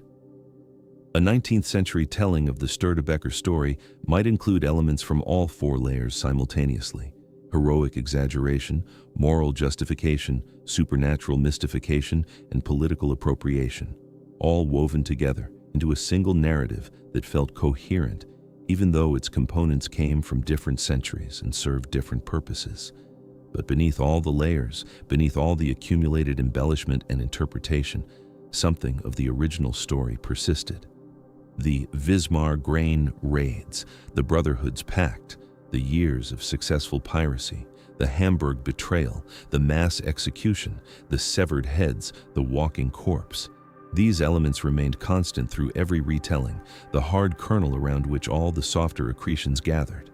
And they remained constant because they were, in some fundamental sense, true. Not necessarily true in every detail. The historical record is too fragmentary to confirm most specifics, but true in the sense that matters for legend, emotionally true, structurally true, true to the kinds of things that actually happened in that era and that place. The Victual Brothers really did exist. They really did terrorize the Baltic and North Sea for years. They really were captured and executed by Hanseatic forces. These facts are not in dispute. What is in dispute, what will always be in dispute, is what those facts meant. And meaning is not something the historical record can determine. Meaning is made by the living for the living, in accordance with the needs of the living. The dead do not get a vote. This is perhaps the deepest truth about historical legends. They are never really about the past. They are about the present moment in which they are told, using materials from the past. The 15th century sailors who sang about Störtebeker were not primarily interested in historical accuracy. They were interested in making sense of their own lives, their own conditions, their own relationship to power and commerce and the sea. The 19th century romantics who wrote scholarly treatises about the Victual Brothers were not primarily interested in 14th century Baltic politics. They were interested in constructing a usable past for a German nation that was still in the process of inventing itself. The 20th century filmmakers and novelists who returned to the Störtebeker story again and again were not primarily interested in the actual events of 1401. They were interested in stories that resonated with their contemporary audiences, stories about rebellion and justice and the limits of authority. Each of these generations found what they needed in the Störtebeker legend, because the legend was capacious enough to hold multiple meanings simultaneously. The Pirate King could be a hero or a villain, a freedom fighter or a common criminal, a symbol of resistance or a cautionary tale about the wages of lawlessness, depending on who was telling the story and why. This interpretive flexibility is not a weakness of the legend. It is the source of its survival. Legends that can mean only one thing tend to fade when that meaning becomes obsolete. Legends that can mean many things can adapt to changing circumstances indefinitely. But there is a cost to this adaptability. As the legend grows more elaborate, more resonant, more meaningful, the actual person at its center becomes increasingly obscured. We know almost nothing about Klaus Störtebeker as a human being. We do not know what he looked like. We do not know how he spoke. We do not know what he thought about, what he feared, what he loved. We have only the legend, the accumulated weight of 6 centuries of storytelling, and beneath it all, lost beyond recovery, a man who actually lived and breathed and made decisions and eventually died on a scaffold in Hamburg on a day in the autumn of 1401. This is the strange double nature of legendary figures. They are remembered precisely because they are forgotten. The forgetting of the actual person creates the space for the legendary figure to emerge. If we knew too much about Klaus Störtebeker, if we had detailed accounts of his daily life, his private conversations, his mundane habits, the legend might never have formed at all. Ordinary details have a way of puncturing mythic narratives. The legend requires the historical figure to be abstract enough, distant enough, unknown enough that imagination can fill in the gaps. The Hanseatic chroniclers who recorded the pirates' crimes did not intend to create a legend. They intended to condemn a criminal and celebrate his defeat. But by condemning him in terms that emphasized his power, his defiance, his threat to established order, they created the raw material that later generations would transform into something very different. The chronicle accounts of the Victual Brothers' crimes are, read another way, accounts of the Victual Brothers' achievements. The same facts that were meant to demonstrate the pirates' wickedness could be read as demonstrating their capability. The same events that were meant to justify their execution could be read as evidence of why they needed to be executed, because they were genuinely dangerous, genuinely powerful, genuinely threatening to the established order. The official narrative contains within itself the seeds of its own subversion. This is true of all official narratives, perhaps. The very act of taking someone seriously enough to condemn them elevates them above the common run of criminals. The very act of executing them publicly grants them a significance that quieter methods of elimination would deny. The Hanseatic League, by treating Klaus Störtebeker as a major threat worthy of a major public spectacle, confirmed for all subsequent generations that he was, in fact, a major figure worthy of being remembered. There is an irony here that would have been invisible to the Hamburg Council, but that becomes increasingly clear across the centuries. The merchants who executed Störtebeker are largely forgotten. Their names appear in archives, in municipal records, in the dry documentation of civic administration. But no one sings songs about them. No one tells their children stories about the brave merchant counselors who defended the freedom of trade. No one remembers Simon of Utrecht, who led the expedition that captured the pirate fleet. No one remembers the judges who presided over the trial. No one remembers the executioner, though at least he achieved a kind of negative immortality as the man who failed to spare the 11 crewmen his blade had promised to release. The victims of power are often remembered longer than power itself. This is not always true. There are countless forgotten victims for every Klaus Störtebeker who becomes a legend. But when it happens, it represents a kind of posthumous revenge that no living justice could provide. The Hamburg merchants won every battle.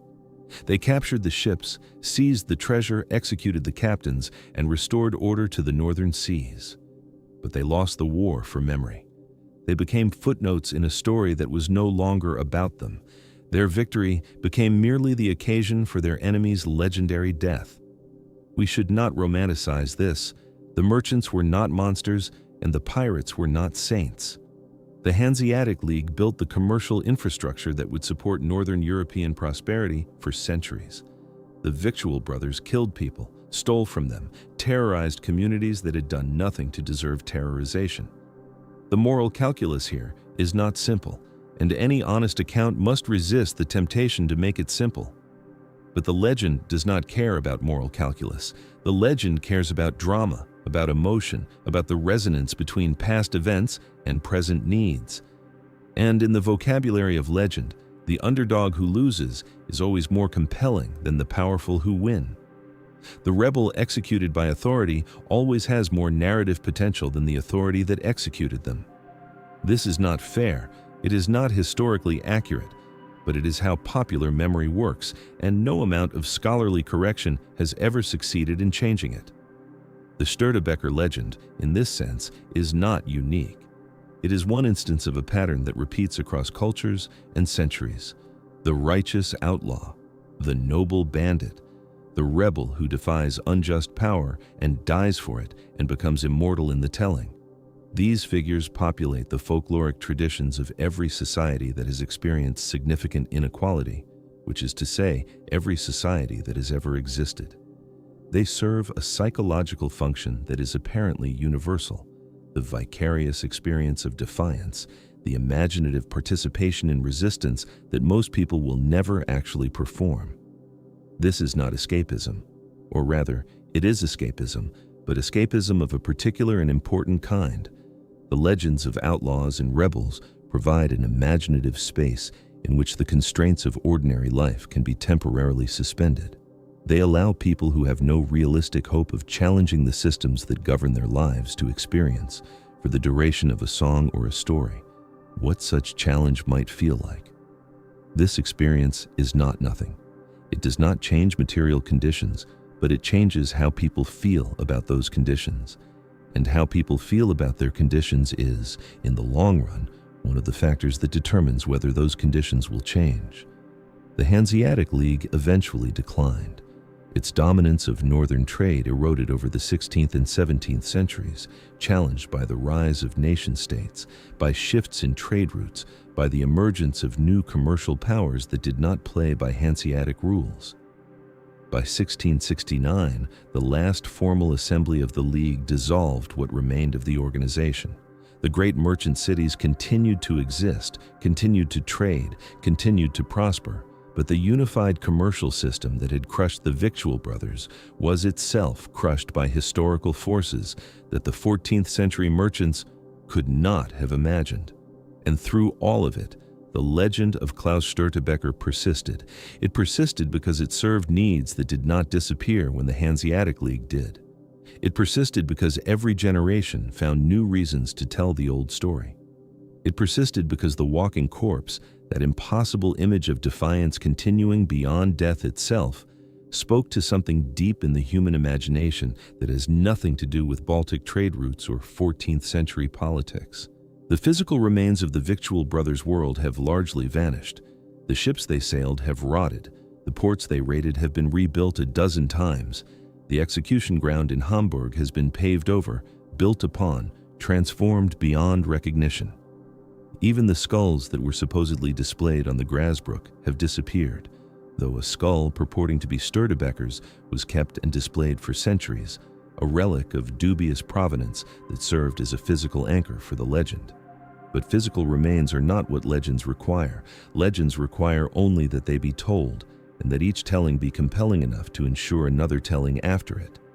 By this measure, the Störtebeker legend has been spectacularly successful. It has been told in every medium that has existed since its creation: oral tradition, written chronicle, printed ballad, stage play, novel, film, television, video game. Each medium has shaped the story in its own way, emphasizing certain elements, downplaying others, adding embellishments appropriate to the expectations of its audience. The 19th century, in particular, was a golden age for Störtebeker. The Romantic movement discovered in him a perfect symbol of freedom against constraint, nature against commerce, the individual against the system. German nationalism found in him a proto-nationalist hero, a representative of Teutonic maritime spirit. Popular literature produced dozens of novels, plays, and poems featuring the Pirate King. Academic historians began the serious work of separating legend from fact, though their efforts were frequently overwhelmed by the legend's continued growth in popular culture.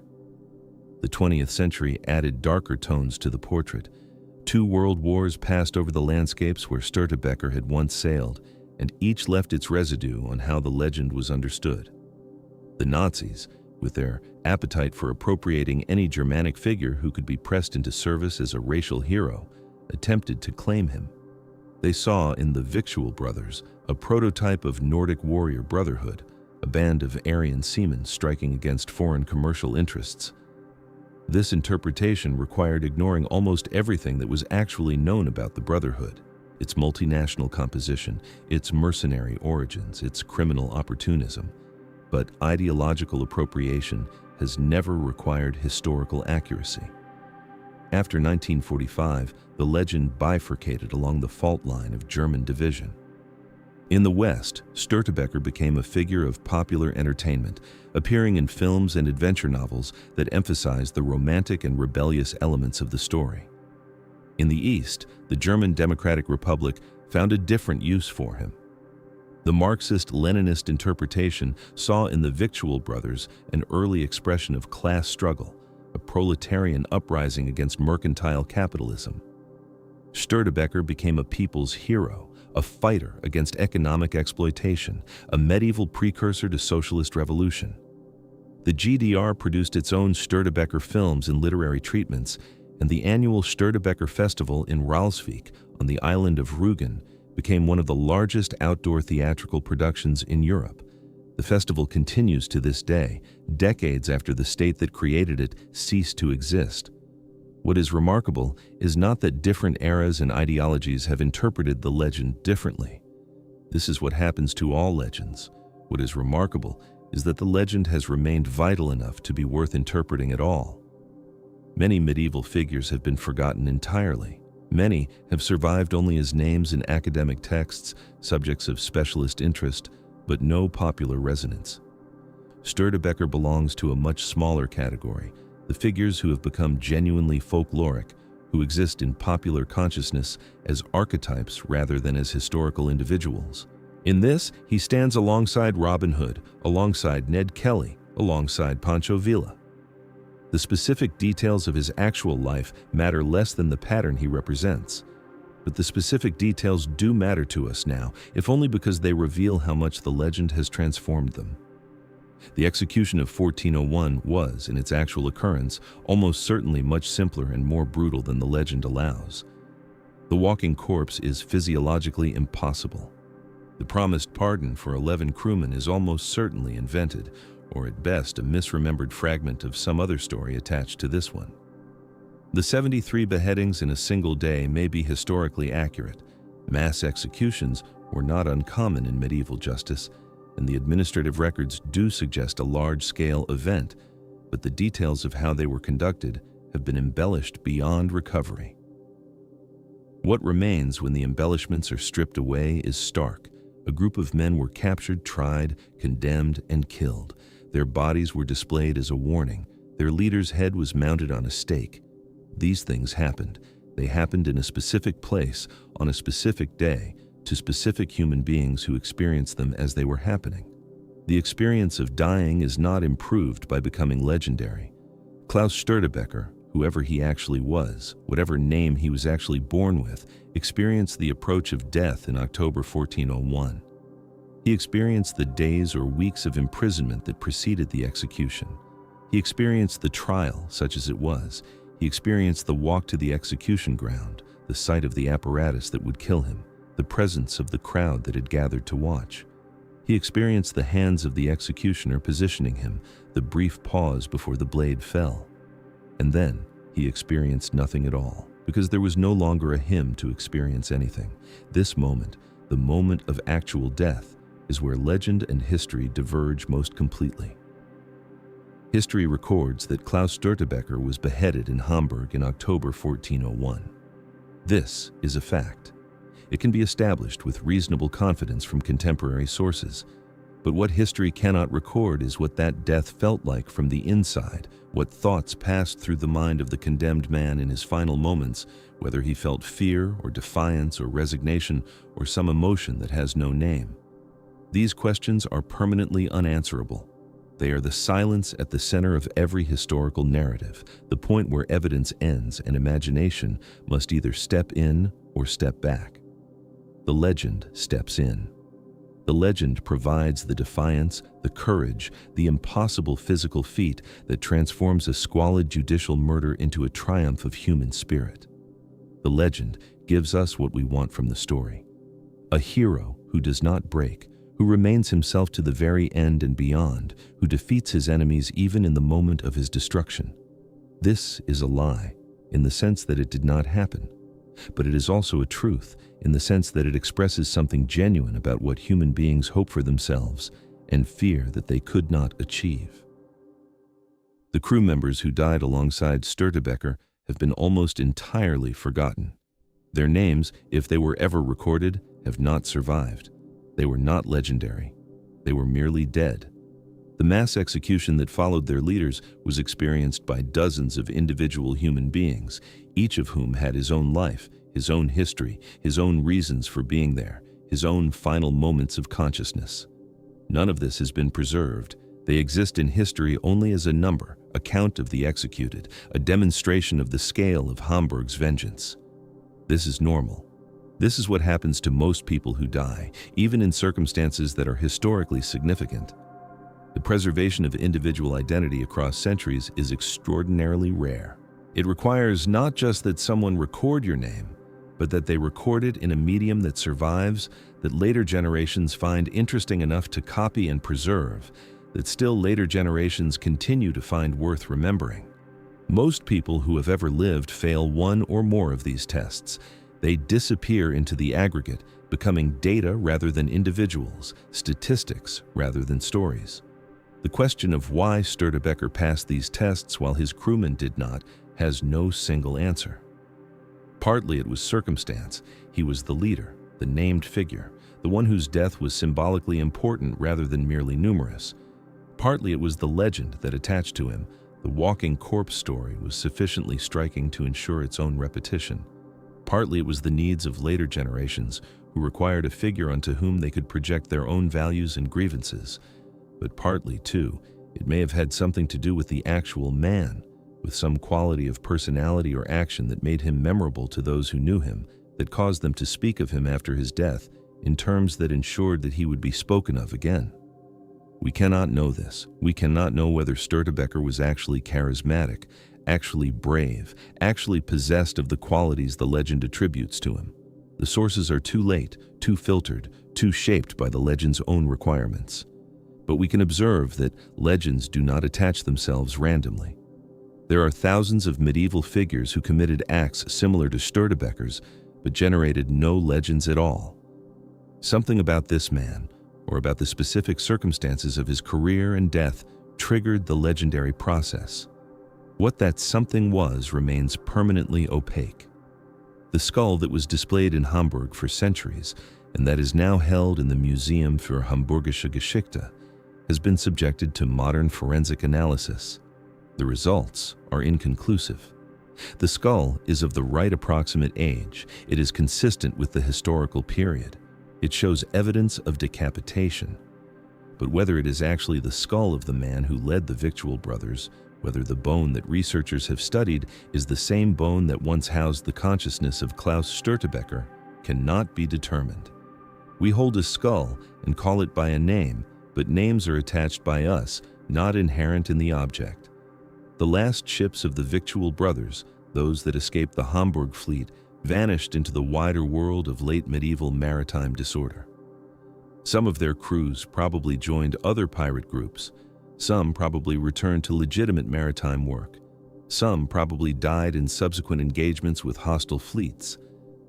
The Brotherhood as an organized entity ceased to exist after 1401, though individual pirates continued to operate in the Baltic and North Sea for centuries thereafter. The specific characteristics that had defined the Victual Brothers, the equal division of plunder, the refusal of hierarchy, the origins in the Swedish-Danish conflict, did not survive as an institutional legacy. They survived only as an idea, a template, a model of how things could be organized differently. This idea proved surprisingly durable. Later generations of pirates in other waters developed similar practices.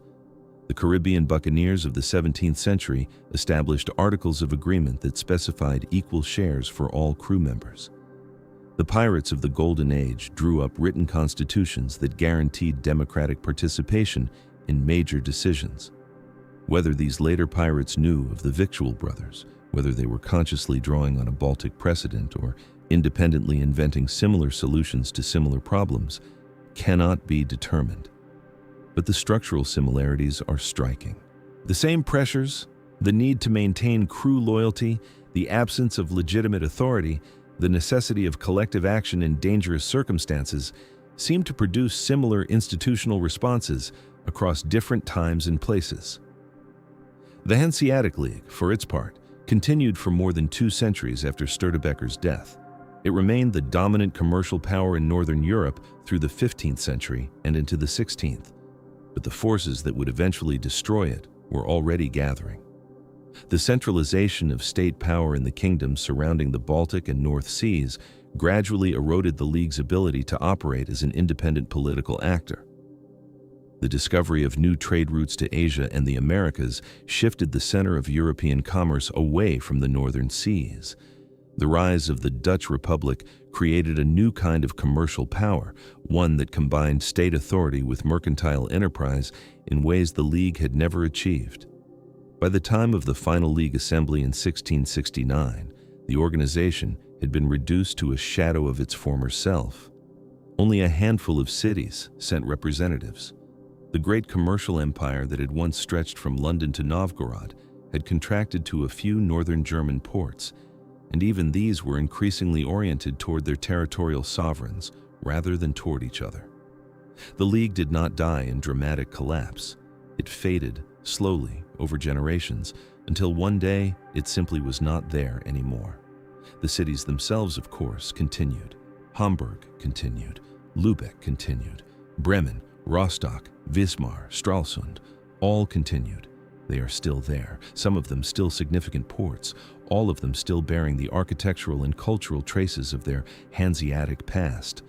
The red brick churches, the merchant houses, the granaries and warehouses that stored the trade goods of medieval Europe, many of these still stand, restored after the damage of later wars, maintained as heritage sites and tourist attractions.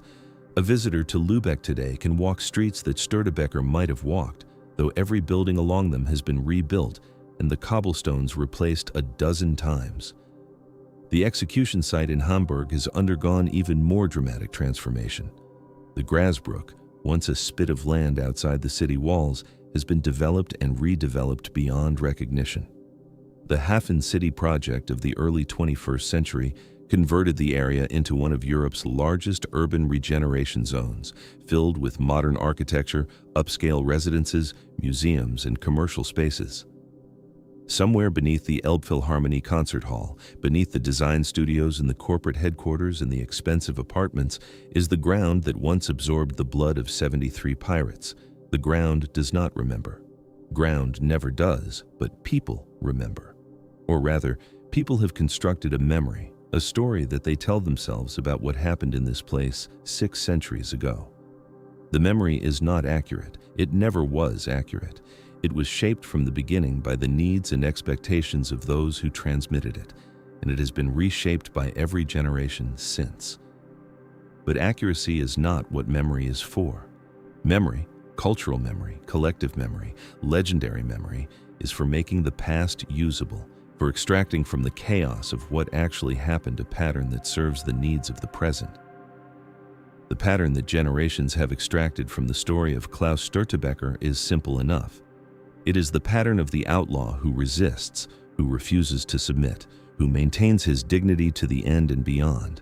It is the pattern of the condemned man who defeats his executioners by dying well, who transforms the spectacle meant to demonstrate power into a demonstration of its limits.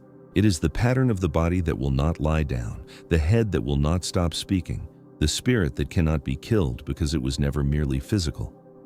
This pattern speaks to something deep in human experience. It speaks to the fear of powerlessness, the desire for agency. the hope that there might be some core of self that remains inviolate, no matter what is done to the body that houses it.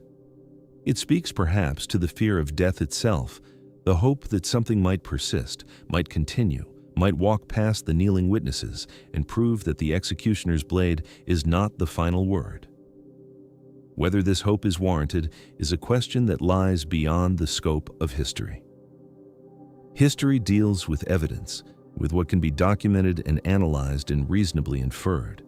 The question of whether anything survives death is not a historical question. It is a metaphysical one, or a religious one, or simply an unanswerable one. But history can observe that people have hoped persistently and across cultures that something does survive. And history can observe that this hope has shaped the stories people tell, including the stories they tell about figures like Klaus Störtebeker. The legend will continue. It will be told in media that have not yet been invented, in forms that we cannot yet imagine. It will be interpreted according to values that have not yet emerged by people facing circumstances that do not yet exist. Each telling will change it, as each telling has always changed it. The story that is told in 2100 will bear the same relationship to the story told in 1401. That the story told in 1401 bore to whatever actually happened, a relationship of derivation and transformation, of preservation and distortion, of fidelity and betrayal simultaneously.